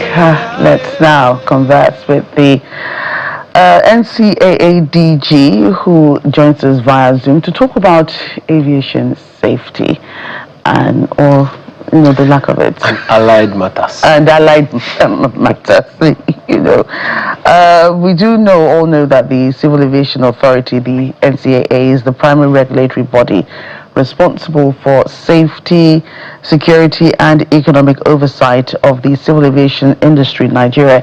Its main goal is to ensure air navigation aligns with global international civil aviation authority standards. And so we take a look at what's been happening in that space over the last few months. And Captain Chris Najomo, Director General, CEO, Nigerian Civil Aviation Authority, joins us on the program via Zoom. Thank you for joining us. Thank you. Good morning. Thank you. Good morning. Yes, it's quite still morning. Let's talk about what's been happening in the aviation space. Nigeria recently achieved a historic 91.4% effective implementation score in the ICAO audit. What specific long-term institutional reforms are being implemented to ensure that this isn't just a peak performance? Well, thank you very much. The 91.4% effective implementation, of course, score did not image a one-off intervention. It's the product of carefully executed structural changes in how NCAA operates. The most critical reform is a shift from reactive compliance to proactive performance-based oversight. After the 2023 audit, when Nigeria scored about 70%, the authority carried out detailed root cause analysis across all deficient physical questions, the PQs, and built time-bound corrective action plans that were, of course, validated by ICAO. We are looking beyond just passing audits. It is about building a resilient and compliant safety oversight system. Of course, for example, NCAA is experiencing a digital transformation right now. We have adopted MPIC as our regulatory software, starting with licensing and medical models. We are transiting from paper booklets, licenses to electronic readable cards like what obtains in advanced client.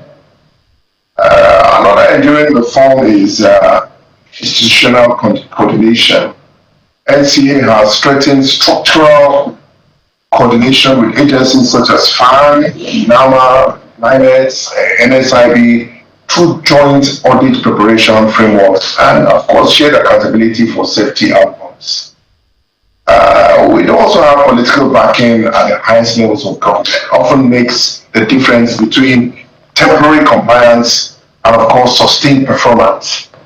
The Honorable Minister acknowledged this improved rating, and Mr. President also directed us through the Honorable Minister not to relent, but to keep up the tempo. Interesting. Well, recently, a good number of times, the conversations have always been about when people they go to the airports to fly, they are only concerned about comfort, about getting to where they're going, easily and all of that.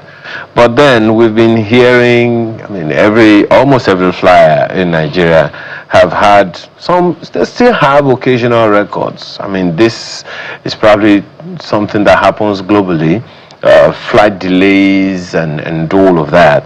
I don't know if it is something you can speak to so people understand exactly what is going on. I can tell you that there are some airlines that some Nigerians dread, being on, because they are habitually they postpone, they delay flights, and there is little or nothing that they hear, from the airline operator. Is this something you can comment on, sir? Well, you see, when it comes to delays, cancellations with airlines, there is nowhere in the world that do not have delays and cancellation. It's all over the world. You have delays and cancellation, but it's how these airlines transmit their delays, how they communicate to passengers that matters. You understand? Because they have their own laws to follow. These delays, if there's a delay, because of course we have our regulations part 19 that says if there's a delay of more than 2 hours, you should provide some sort of refreshment. And of course, if it goes more than that, you should provide the subsequent refund. If your money, if you buy a ticket online, it takes 2 weeks, which are trying to change the narrative to 1 week. But if you buy a ticket cash, you get refunded cash immediately. Now, what we are seeing right now, of course, we have come into it. The CA has tried so much to educate all the customers. My Consumer Protection Unit has every right to tell the passengers their rights and let them know too that the airlines do have a right to be able to tell them when it is time to say a particular flight is delayed or not. The thing goes about these delays is that some airlines get it right, but some don't. So we continually engage these airlines. You must communicate with your passengers. If you have a delay, you must let them. So most of these airlines do send this delay announcements to their customers, but because of some of these passengers don't buy the ticket directly, they go to agents, and then these agents drop their numbers, and this information do not get particularly to the passengers. They come to the airport after a flight has been rescheduled or delayed, and then that is where the problem is. We're doing a lot of campaigns. We're doing a lot of, the CA is doing a lot of campaigns in this regards, trying to educate passengers and telling them their rights, and of course, the airlines to what they need to do. So, as far as I'm concerned, delays, cancellations will continue because it's a thing that is done everywhere in the world. My last trip from Saudi Arabia, my flight was delayed for 2 hours. The day informed me was through a regular announcement. They did not inform me, and it's happening all over the world. What we need to do is to be able to try and educate and continue with this campaign that we're doing to customers and of course to the airlines. Yeah, that's noted, Captain. And maybe you want to first of all tell us, because people want to know what NCAA is doing. Just as you said, you're doing a lot. Thankfully, you are here. Maybe this is one of the avenues by which you can tell Nigerians, what things are being done about this. Because, and what I said earlier, sir, is we know it's a global phenomenon. Just in the course of the week, one of Nigeria's celebrities was complaining that his flight, this happened to her, that happened to her on a flight, international flight, and that's also noted. But sometimes, sir, certain airlines are notorious for it. Certain specific airlines are notorious for it. Secondly, sometimes the delays are not just for 2 hours, sir. Sometimes the delay is a flight is scheduled for 9 a.m. and you don't get to fly until 11 p.m. Now that's that's really the basis of the question. We know these things do happen. Traffic can get on, you can just get on the road and you don't even know, and then there is traffic all of a sudden. That's what I would like you to quickly just let Nigerians understand why those things happen and why we should be understanding. Okay, thank you very much. You see, it's not acceptable for a flight that's supposed to depart at 9 o'clock and is departing at probably in the evening. It's outrageous. To me, is, some of these delays and cancellation, which is done all over the world, sometimes you find out that 80% is not the fault of the airline. You can see that some delays can come, due weather, some delays can come due AOG. Of late, there are some aircraft that have been having AOG, aircraft on ground, maybe due to technical problem, the bed strike. Lately, we've had a lot of bed strike. And to tell you what we are doing in conjunction with FAN, we've gotten some equipment to mitigate around this bed strike, which is ravaging our airlines. If an aircraft is hit by a bird and the aircraft is down, the ripple effect goes so much because that aircraft is meant to do so many flights, maybe 6 sectors or 8 sectors that day. And if it's grounded, those 6 sectors, of course, the ripple effect is untold. And now, it's how the airline manages to send these messages to the customers that is key here, that is important. And that's why we engage all these airlines. We call them and say, how have you engaged your customers? How have you put this message across to them? Have you done what you're supposed to do? The needful after 2 hours, after 3 hours? Of course. After 4 hours, it's obvious you must refund, or you must, get another flight. Get another flight for whoever wants to take another flight. So it goes on and on with whereby, as far as the CA is concerned, we are trying to educate the public. We hold so many enlightenment campaign under my consumer protection. You see my consumer protection officers doing this enlightenment campaign, trying to tell the passenger, these are your rights, these are your rights. You also have your responsibility, social responsibility. You cannot come and be destructive, you cannot come late for a check-in flight, there are certain things you cannot do as a passenger, but there are certain rights you have. The CA has done so much, and we continue to do to enlighten the customers and even call the airline to grow.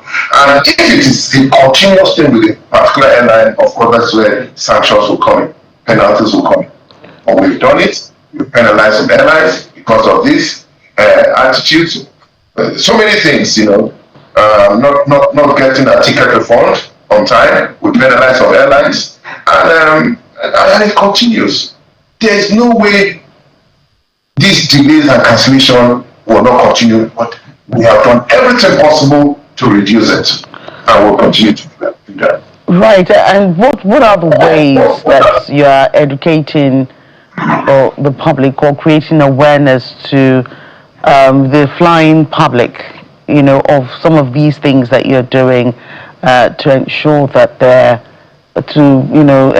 they have comfortable and a good flying experience, not just when they're in the air, but their experience with the carriers, experience with the authorities, just an overall good experience. How are you disseminating this information such that everybody knows, that this is what will happen when this happen, or this is what you should do before this one? Not just when you buy tickets. I know information is usually put on the tickets, but then what else are we doing? Yes, thank you very much. We're carrying out a lot of enlightenment campaign. We're carrying out so much campaign to the public. We'll do on radio, on TV, and we'll continue to do that even at the airports. A certain period of time, my consumer protection officers go out there at every terminal, at every airport, trying to educate these customers of their rights and responsibilities. In fact, when we turned 25, we carried out so much campaign on TV, on social media, to tell them what they should do and what they're expected to do if such things happen. If the flight is delayed, because the flight is delayed, you don't have to be destructive because the flight is delayed. Yes, that is why in the CA, in the airport, we have what we call consumer protection officers. In all the airports in Nigeria, there is an NCAA desk in every terminal. So if you have a problem with the airline, you just go there and make your report. Of late, we've gone digital, whereby we have a portal where you can scan. If you scan the code there, the QR code there, it will lead you into a portal where you now do your complaint. And there are people on time, real time, to answer to your questions. Wow, that's great. So the enlightenment campaign continues. It continues. Yeah, continue. I thought you were still talking. I just said the enlightenment campaign continues. We'll continue to, of course, educate the public, the flying public, of these things that will arise. So many things that can make a flight delay. It's about when the weather is bad. For example, I flew for 45 years. If the weather is bad and a pilot tries to land and he turns back the aircraft, that service is delayed. The subsequent service is delayed. So, some of these factors, I'm not here to defend the airlines, but I'm here to say the realities of life. Passengers, customers should expect that, okay, I have been delayed a couple of times as DG, I have been delayed, but I know the root cause of the delay, and I know that I have to be calm. They will eventually get us another service. And so we expect that Nigerians should be calm and not be destructive. And we expect the airlines to make sure that they have an alternative means of carrying their passengers, whatever that has happened to their operation. Let me give you an example. Sometimes I called when a particular airline was always to be delayed. I called the airline for a meeting. I said, you know what?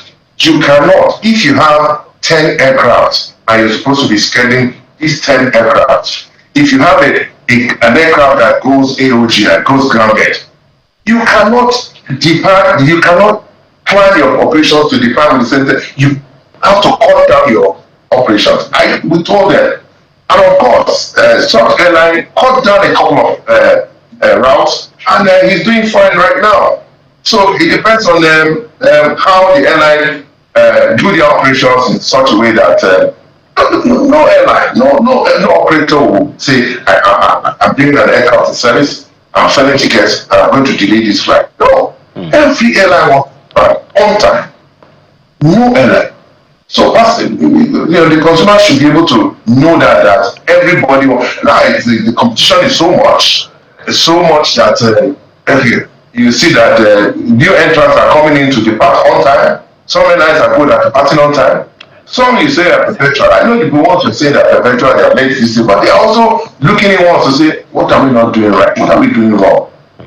Because the CE is watching. We are watching. Okay.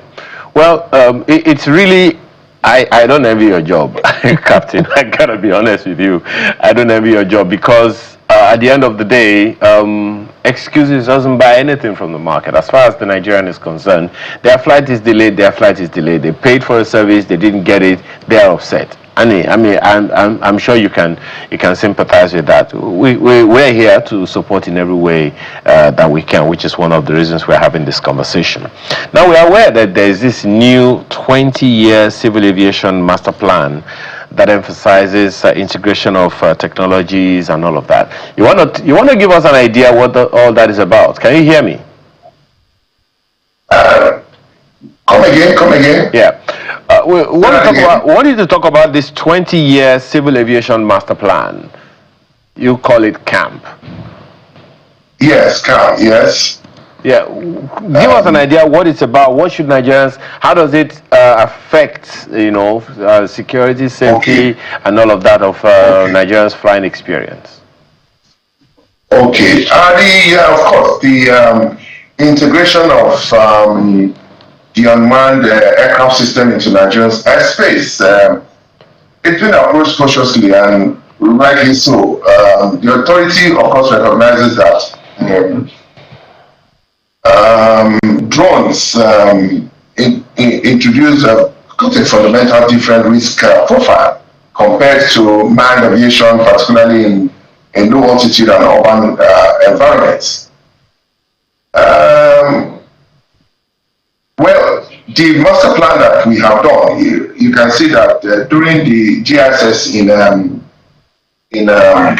Marrakesh, the ICAO formally gave us a master plan where the Honorable Minister received it.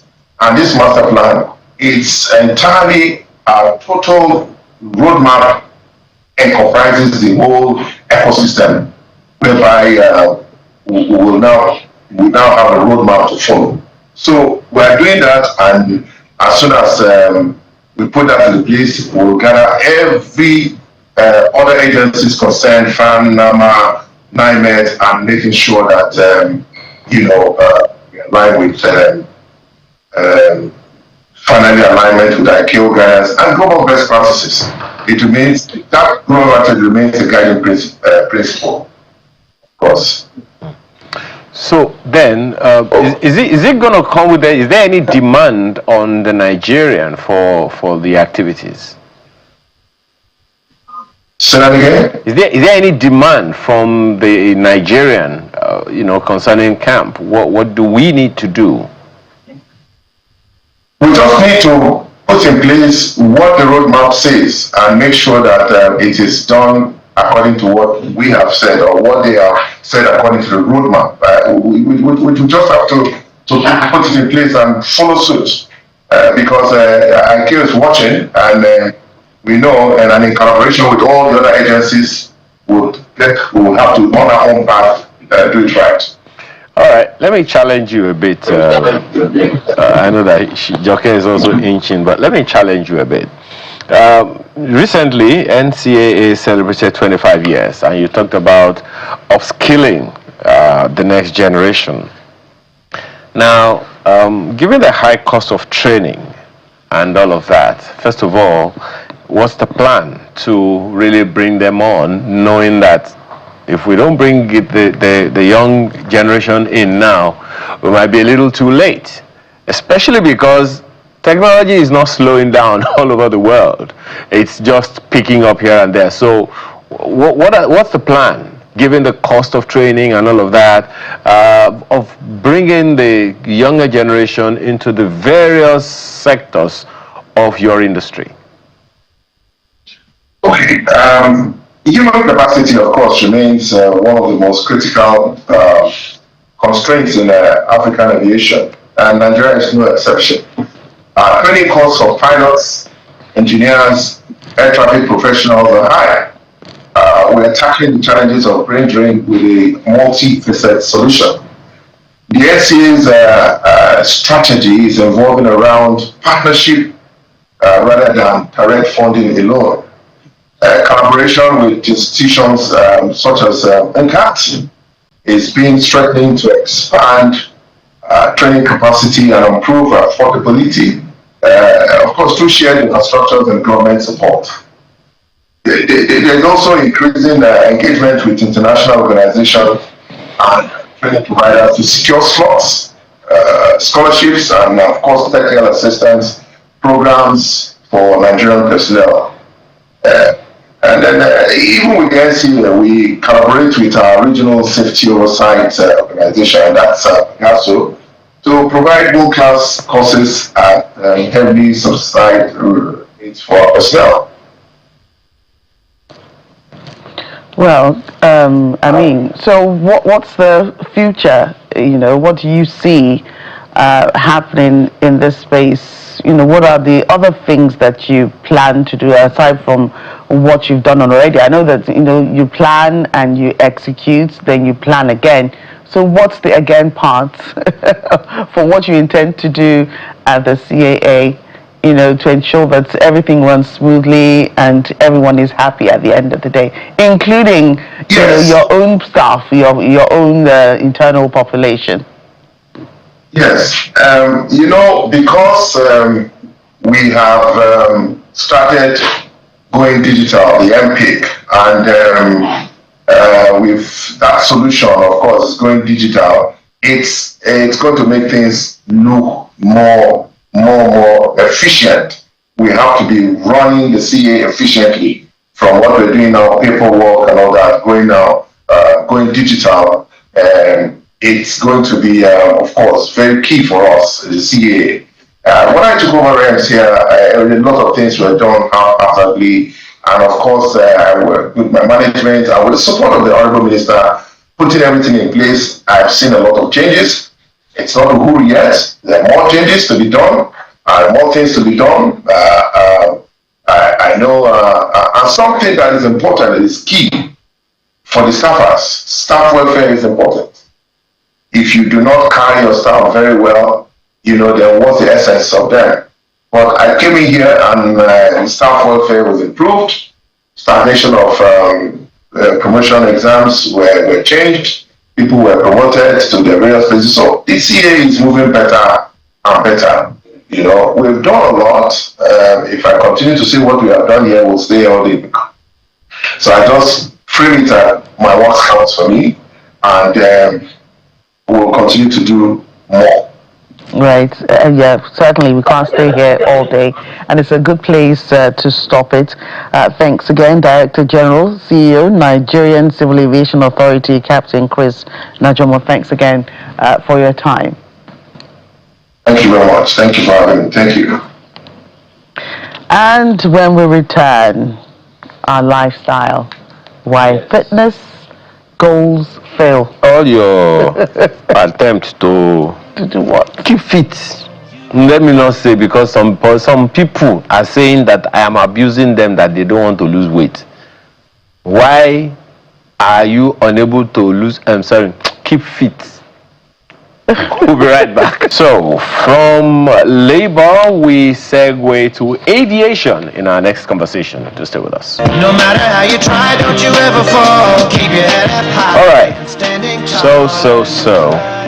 For those of you who've been trying to work out, keep fit. No, okay, keep fit. Thank you. So we don't offend the gods. Some people. I'm not gonna eat rice for the next 2 weeks. Some people. I'll stop bread. It's bread. What?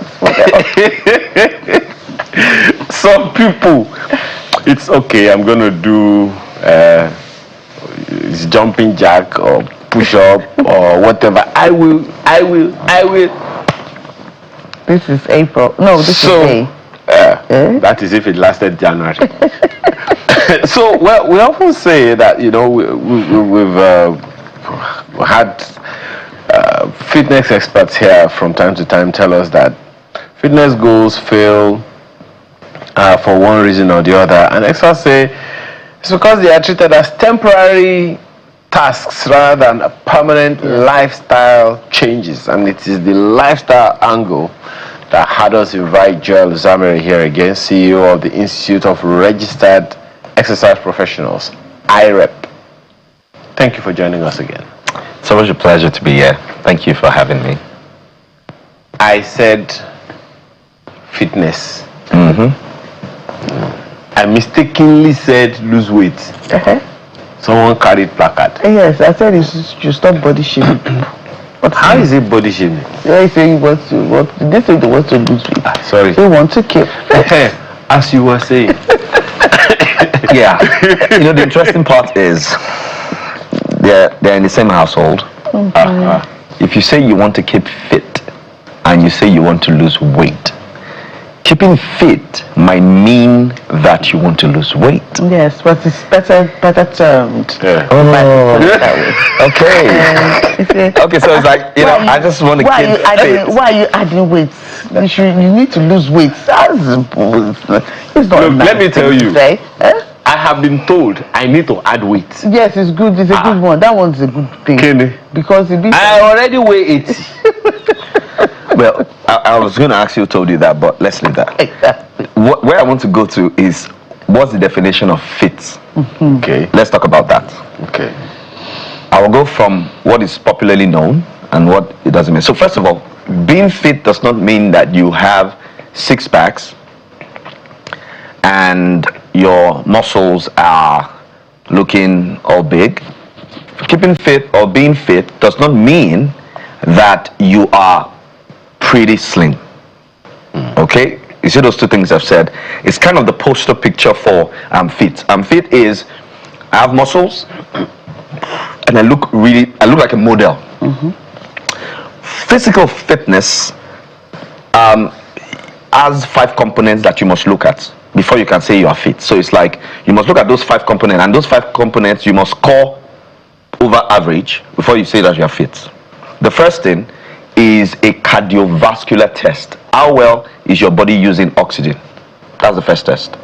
Second test is a muscular strength test. How heavy can you lift based on your age, based on your gender?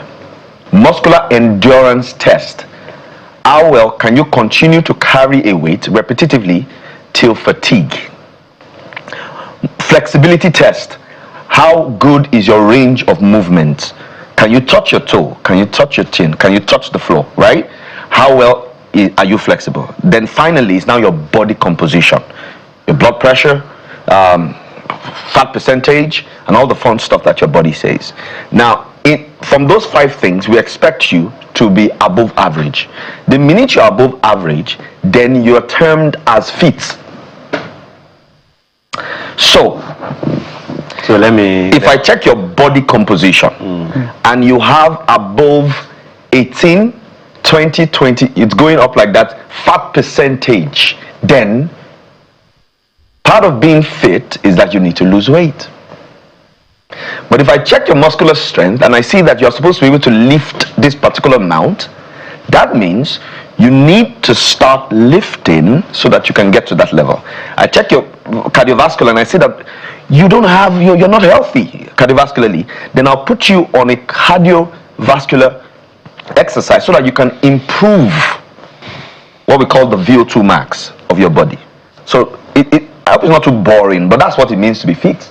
So both of you can be seated here and you are fit, and it shouldn't be purely by looks. Okay? It should be based on an assessment done. Okay? So I will shock you. If I assess both of you, it doesn't mean you are more fit than she is. I'm not struggling. Fantastic. I just wanted to, how do you feel? To the question. How do you feel? It goes to the question that I want to ask. Let her deceive herself. It goes to the question that I want to ask. Have I said anything? Did I say anything? Have I? Oh my God. Did I say anything? So I wanted to ask a question generally. Generally, 200 whatever million Nigerians on the average. Yeah. And from your distant assessment, how many Nigerians would you say know whether or not they are fit?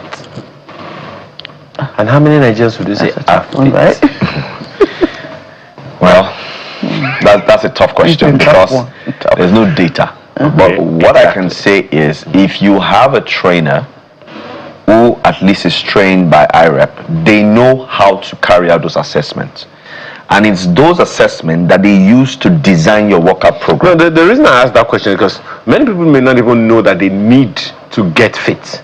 Oh, I see. Oh, okay. There are simple markers that can help you. Okay. There are simple markers that can help you. And I've said it here before. It's just by understanding what it means to be physically fit. Physically fit means I have enough energy to come to work, right? And to perform optimally at work. And not faint. Exactly. And not be dozing while walking, and not be mentally tired. I can't remember what I'm supposed to do next. And then when I'm done, I have enough energy to get home and play with my family or my kids or an emergency or attend to an emergency. And I don't feel like I've carried the world in my head. Some people get home and you can't even talk to them about anything.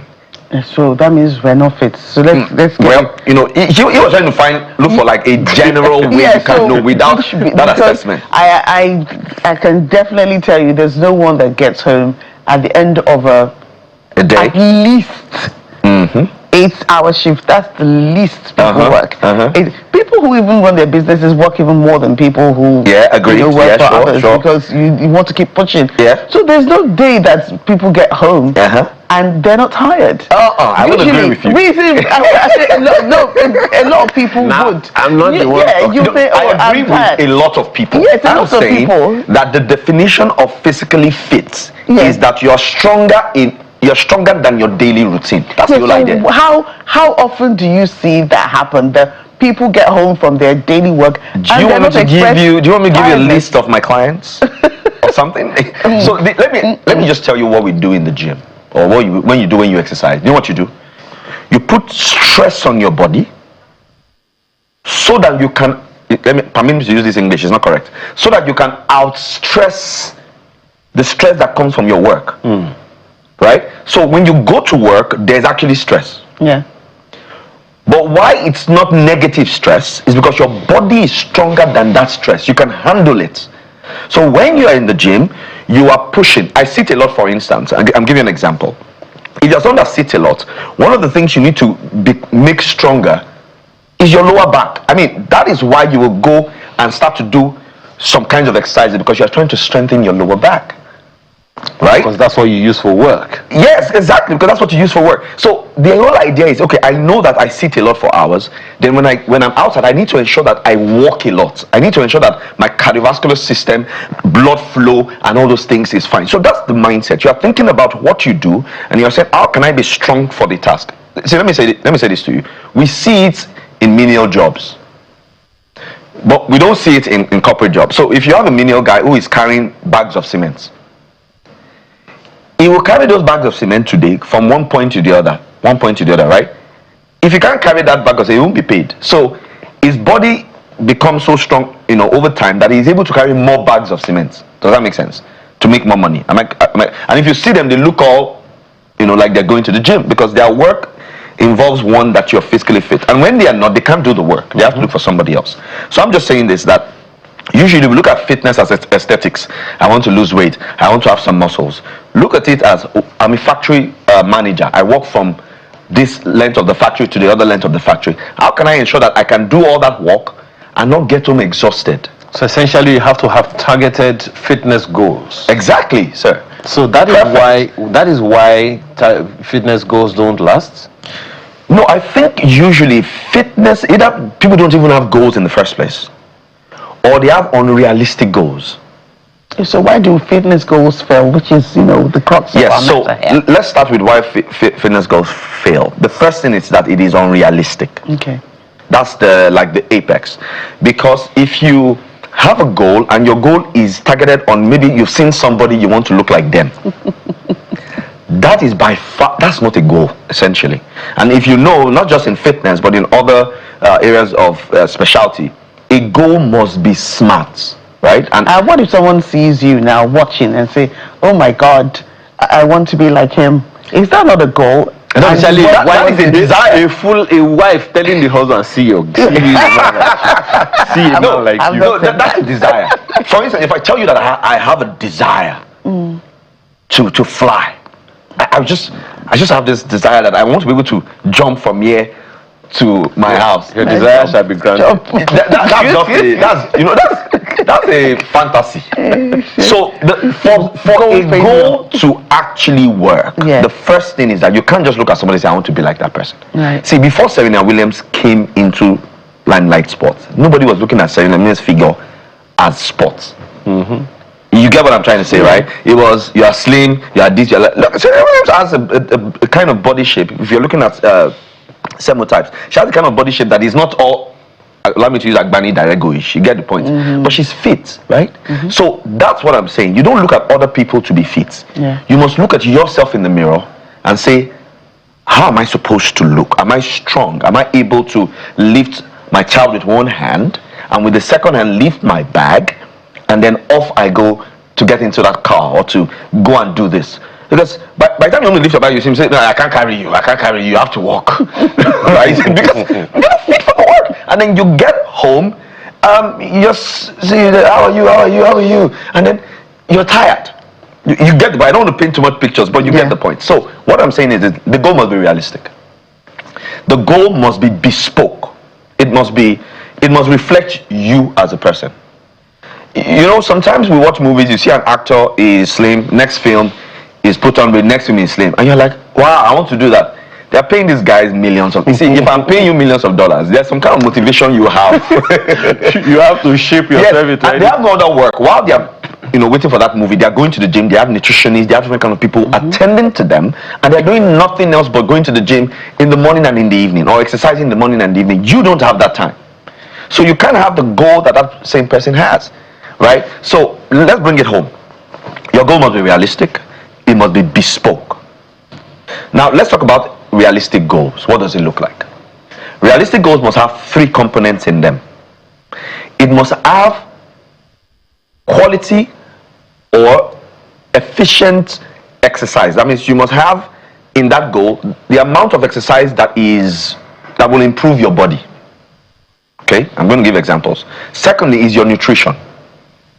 You must be realistic about your nutrition. If you say, I'm not going to eat any rice anymore, I'm not going to eat anything anymore, I'm just going to be drinking garri egg, cucumber, and carrots with water. You are God. You are joking. That's not sustainable. Why? It's not sustainable. Why? It's not. Before you know it, but apart from the fact that it's not sustainable, we're going to talk about types of foods and what they do. So that is first a lot of vegetables, which has a lot of vitamins and minerals, which is good, and fiber, but your body needs carbohydrates. Your body needs protein, right? They need it. Let me put it this. Let me summarize it. Carbohydrates are the energy-giving food. Protein are the body recovery or body growth food. Does that make sense? Right? So you are going to work, you are stressing yourself, no protein. How are you going to revive yourself for the next day? You are eating cabbage and carrots. That is not sustainable. By the way, it's not sustainable. But let me continue. That's nutrition. The third is sleep. Inadequate rest. Let me tell them. Inadequate rest destroys all the other plans that all your nice food that you're doing and all the exercise. Tell them very well. Tell them very well. So when you want to talk about that sleep very well. Talk about that sleep. I'm still going to come back to it. So you see, I've mentioned 3 things. The exercise must be efficient and effective for you. Your nutrition must be realistic on something you can do, and then your sleep. So if I want to have a goal for exercise, for instance, it has to be a kind of goal that I can do every day. I don't know if you get the point. At least you can sleep every day. That's not an exercise. Come on, wait first. Come on. Right. I'm not saying anything. Oh gosh. Okay. This little masterclass I'm giving you. I know. It's not a slip-on. Now, seriously. So you have to ensure that what kind of exercise can I do that the excuses will be less. Right. And that's why your exercise life cannot be tied solely to a gym, a location. Yeah. Where you can say, oh, I couldn't make it today. That's number 1. Number 2, your exercise can't be 3 times a week. Because the reality of life is that one of those days something will happen. Yeah. And so it becomes what? Twice or once a week. And go. But guess how many times you are eating a week? Every day. Oh, every day. Sometimes it's even 8 days a week, isn't it? And that you're twice eating. a day. Because after you go to some parties, some things that you eat things you're not supposed to eat, right? So essentially you should aim to train for about 5 times a week. Right. Even if something happens, maybe you miss one day, your body is still active every day. In training, you should plan to do a lot of weightlifting, not just cardiovascular training. Weightlifting is not equal to muscle building. It's a wrong myth to think that when I lift heavy weight, then I'm going to have muscles. It's just bad, bad press. Bad press, right? So I've added, of course, you do your cardiovascular, you do your resistance, you do things that you can do, within, easy access to where you are. times, and there's no time for exercise. There's something like, oh, it's only mornings I can work out. Now, does it make sense to work out in the morning? Yes. You're not fagged out from the day, right? So that's for exercise. Now, there are other things we can talk about in exercise, but the point is you are doing that. Next is nutrition. You want to ensure that in your food, they are more colorful and things that are alive. So just look at your plates. Is it colorful? Alive. Are there things that you've murdered, boiled? You know when you boil something, you now fry it. You know that's like killing the thing twice.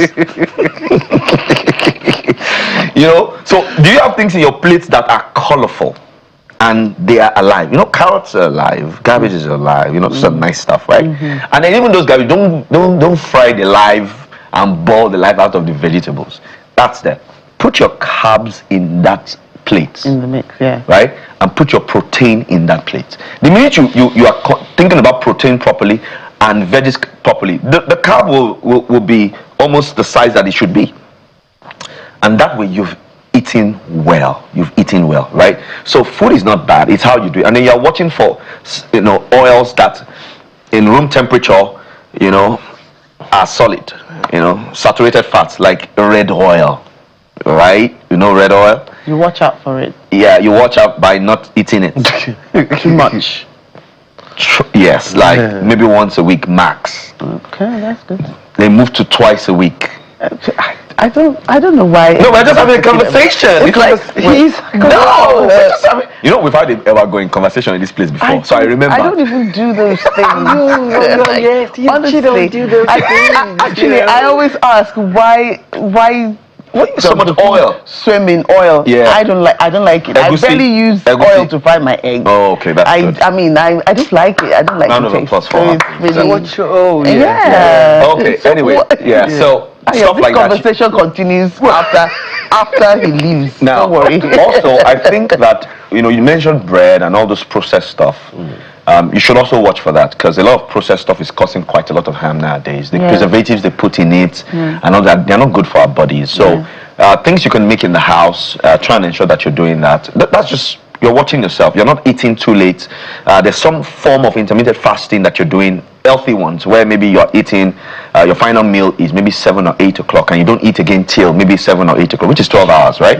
So stuff like that just help you to control eating late at night, where you have bloated stomach and all those bad stuff you don't want. And then finally, your rest. You want to ensure that you are sleeping. Of course, and when you sleep right, you reduce screen time. Right? Because at work, you can't really take away screen time because you have to work. Right? But when you get to, what happens is we are now on, you know, the phone, or we are on this platform trying to just say, I want to relax, and what I want to use to relax is this movie that's 2 hours. Yes, you want to say, you're dreaming of when I get home. That movie I've downloaded. I need to get into it. Yeah. So, but you can sleep early.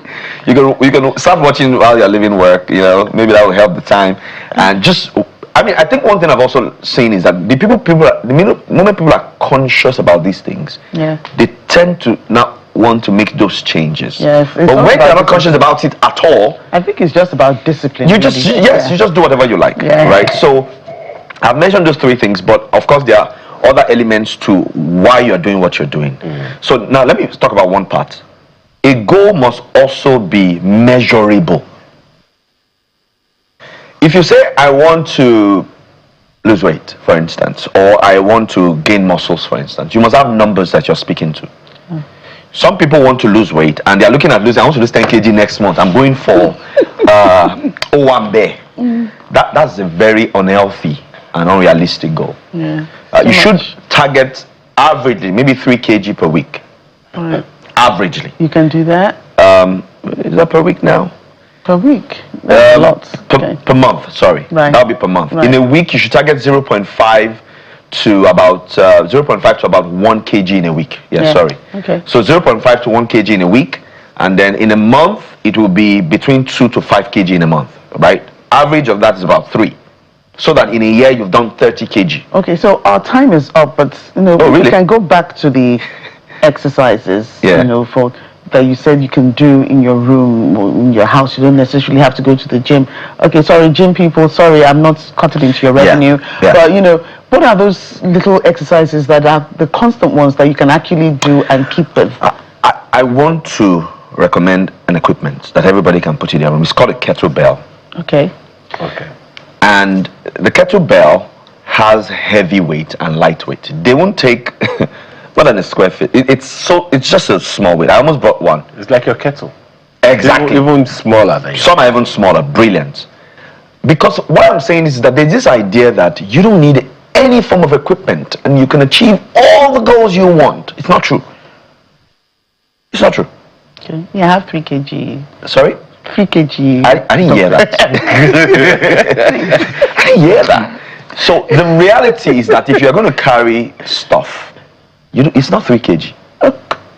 Right. So when I'm talking about kettlebell, reduce your no, don't say it's the start. Don't even mention volume. 3 kg kettlebell weight. Let me tell you what they are for. No, regular dumbbells. Don't do this with 3 kg. Please don't do that.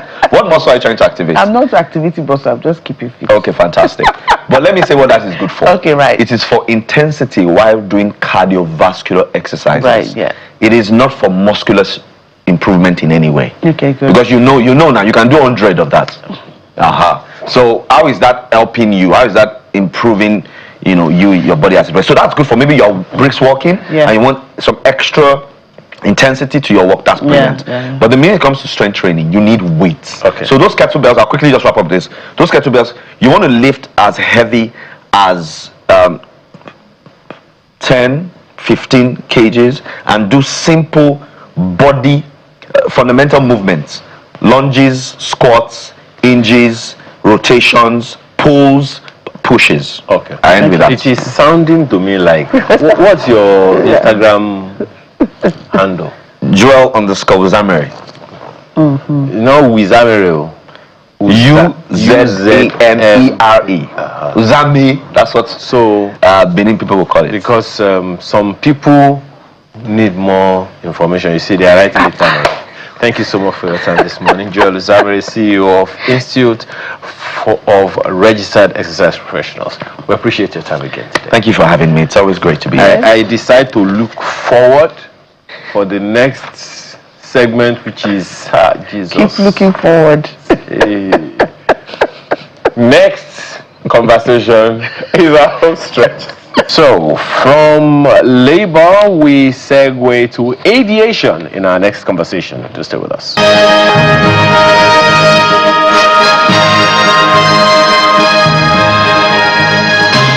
Welcome back. You just heard the voice of a multidimensional force, a lawyer, a spoken word artist, an outspoken advocate for natural and social justice. And that's it's a she this time now. Yeah. Fully she. Cynthia Ekeka. Right. Please, you doesn't understand. Thanks for joining us. Thank you. First of all, how do you feel seeing yourself on the screen doing that? I feel very prompt. I feel very happy watching myself doing that. And at the same time, it's showing on the national television, right? I'm very happy, yes. Global television. Global television. I'm very happy. Thank you so much, Daniels. You're welcome. So how much are you paying? We discussed that. You're a lawyer. Yes, I am. And a spoken word artist. I'm just trying to imagine the judge listening to a spoken word. To spoken word defense. How does that sound? Crazy, right? It doesn't really sound crazy because spoken words has to do with advocacy. But this time we are doing it artistically. We are imbibing creativity in doing what you're doing. I'm a lawyer, so I speak all the time. I speak in courts, I speak in boardrooms, I speak on social media because I actually do a lot of legal awareness. That's one thing my law firm does really very well. So, but when it comes to spoken words, it's poetry. It's the same speaking, but this time we're adding some form of art to it. So that's why I'm able to marry it. They're not really that different from each other, right? It's the same speaking, but this time around you're adding creative tone to it. Just trying to imagine that judge. Anyway, how's it been? You decided you still do law with the spoken word? Yes, I still do law with spoken words. How did this work? How do you marry the two? No. She's giving us an idea of how she marries the two, but Which one came first, the law or the spoken arts? The spoken words came first. Okay. It started as passion. Okay. Like a discovery that was done in the university. When I was in third year in University of Nigeria, I saw this flyer. Yeah, there's a group called Reformers. It's a Christian group, so they do spoken words. That's my first time hearing spoken words. They said there's this competition. Come and the first person wins 15,000 naira at then, and all of that. I'm like, I can write though. I can put things together and come and present that day. Lo and behold, I came first in that competition. That was how it started for me. Then I started watching more videos. There's something called poetry, and people have even taken it far.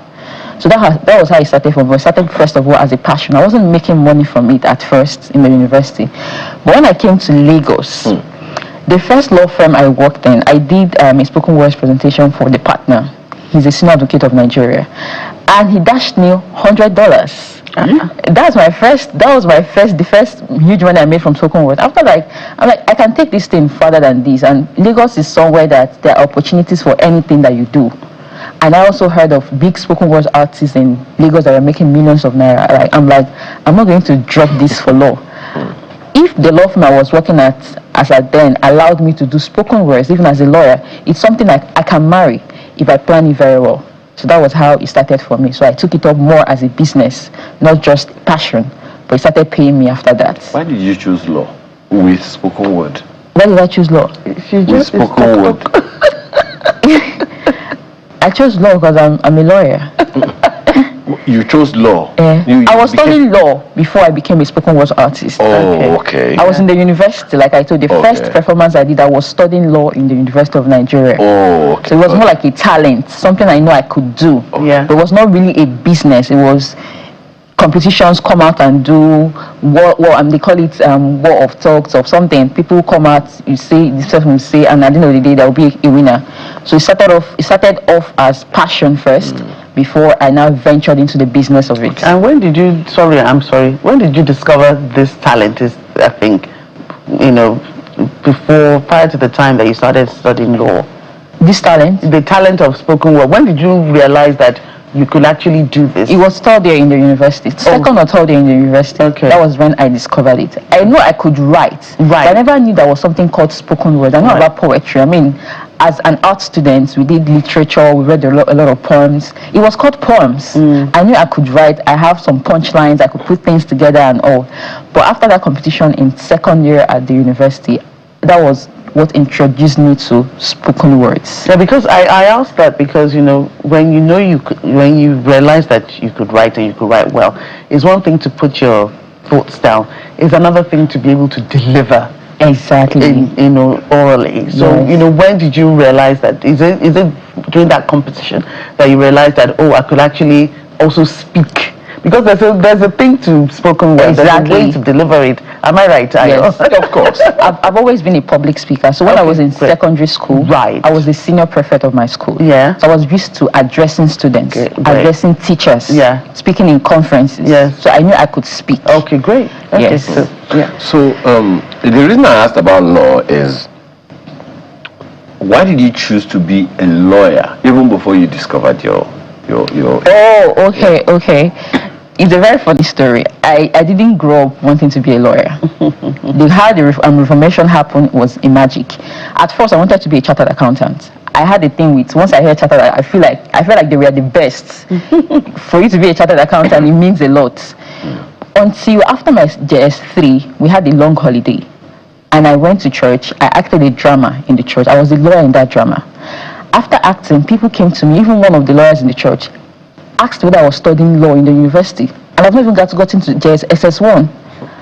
So that was how it happened. I was so good, I so delivered. So when I came back to school, I already filled my form to belong to the business class. Because there's this thing when you get to senior secondary, there's humanity class, there's business class for people that want to be chartered accountants like me. I told them I don't want to be in that class. I want to switch to humanity class. There are people that want to be a lawyer. So that was how it started for me. And after that, I also read a comprehension in school. It is titled "The Law is an Ass." It's pictured where a plantain tree can be growing in your neighbor's house. You don't have any right to pluck from that tree, right? But once it starts to overreach to you, maybe the leaves start falling on your own, you have the right of action against the other person. So it reviewed a lot of dynamics to law. And I got so interesting. This subject that could have these dynamics when you think you are right, but one move can make you be the wrong person. So I enjoyed it. I'm like, this is where I want to be. I like the dynamics. Why is this sounding to me like you love Lekki to get you? So I can understand. Every parent wants their child to be one of those lawyer, doctor, engineer, and all of those things. Yes. But spoken word artist, how did mommy or daddy receive it? So my parents have never been people that will stop you from doing what you know how to. I think I'm blessed. I was blessed with that right from an early stage, and it also is very contributory to the level I am right now. So when they see that you are good at what you do, they will support you. So it was never a thing of you can't be a spoken word artist. You are one of the lucky ones. Yeah. So you use spoken word for social justice. Exactly. How is that going? Because I know of what they call conscious music. I can tell you that the apartheid regime in the US, one of the things that contributed to its collapse is the global outcry through entertainment. Music in particular was hugely contributory. Jamaican reggae was singing it, Nigerians were singing it, and all of that. So that was, but I can understand music. Okay. But spoken word, which audience really enjoys it? Just for those who are wondering, what's this? Okay. I'm not surprised to hear this. It's very obvious that spoken words has not. We can't even compare music and spoken words as it stands. But trust me, spoken words is growing its audience, and it is growing day by day. I will shock you that in competitions now, in talent hot competitions, spoken word artists are emerging first position, beating people who are singing. That's to tell you how spoken words is emerging. And it is called spoken words, not just poetry. And you would have asked yourself, why is this spoken words and not poetry? We are not doing it like Shakespeare. We are using words that people can relate to. We are using regular jargons that when people hear it, they can relate to it. You will see them shouting word, word, word, word. So that is what we are doing in the spoken words industry. And the audience is growing day by day. Companies now like MTN, they promoted their brand using spoken word artist, IB Quick. A lot of banks, Heritage Bank, when they were still every on board. Brand you mention, you pay for them. Oh, sorry. I'm just saying. Sorry. So top corporations are using spoken words to promote their brand. That's because people are relating to spoken words. We are not using thou, shall. Very simple words. When you hear it, it is very sweet, very relatable. Something you can relate with. So the audience is growing massively. For spoken word artists to come first, to emerge first over singers in a competition, that's to tell you that people are actually relating to spoken words right now. The audience is growing, but not as much as music. Of course, we cannot compare. But we hope to get there someday. Yeah, you know that, when you think about it, music, you move, you shake, or if it's slow jams, you move with it. But spoken word, I think there's an emotion that it elicits from people that gets some people crying, get some people. True. You hit it. And I think that's why spoken words is really triumphing over other talents, so to speak. True. Perhaps in addition to that, music, particularly accompanied music. Yeah. Your voice escapes all of the things that spoken word cannot. But I see that in your track that we played earlier, you had some kind of music under the voice. Yes. What is supposed to intended to create a certain kind of emotion? Exactly. So the video that you played, it was is very Afrocentric. I wrote that piece for Africa. So if you listen to the songs and the undertones under it, it's like African instruments. Is to pass that message. Is to be able to pass that African message. So that's what I'm trying to say. That for poetry has spoken word has a lot of things that put together the music, the sounds you do. I've actually done a performance where I had to call dancers. I used dancers. They came with their instrument, their gongs, and as I'm speaking, I will pause. They will do that thing. So that's the level we are right now. We are merging different arts together for one purpose, to pass the message, which could be anything, right? Whether promoting Africa, promoting Nigeria, speaking about social justice, civic engagement, whatever it is. So that's where we are. Has there ever been a time where maybe you forgot your lines or your words and then you have to quickly, since no one knows what you're saying, exactly. you just they won't know. That's the beauty of it. They will not know. It's called freestyle. Give us an example. Where I forgot my line. Maybe like one of those things that happened. What happened that day? Oh, okay. When that made me forget my line. Yes. So it could be maybe you don't have ample time to rehearse, because spoken words, after writing, you have to get everything off your head. And once you miss one word, you might forget the next exact line. Yeah. And in that case, you just freestyle. And get back to normal. So. And when that happens, it kind of puts you off a bit, right? Yeah. Let me be very sincere. I think there has been a particular time that I forgot that I could not remember. That's the worst. That's the first time and the last it happened. I forgot that I could not remember, because that piece, they didn't get to me on time. And most times I don't like to read. I like to say it offhand. I was with my phone, but I couldn't look at my phone. And at some point, I forgot. I was just standing there. They started clapping. They started clapping. I had to now look at my phone. That was the first and the last time it ever happened. So, and this goes to show that as a spoken word artist, you don't have to take them by chance. Give them ample time to prepare, because we are writing, they are the ones writing, they are also rehearsing. They need time. Just like an artist will not go and deliver without having rehearsed. They call it dress rehearsals.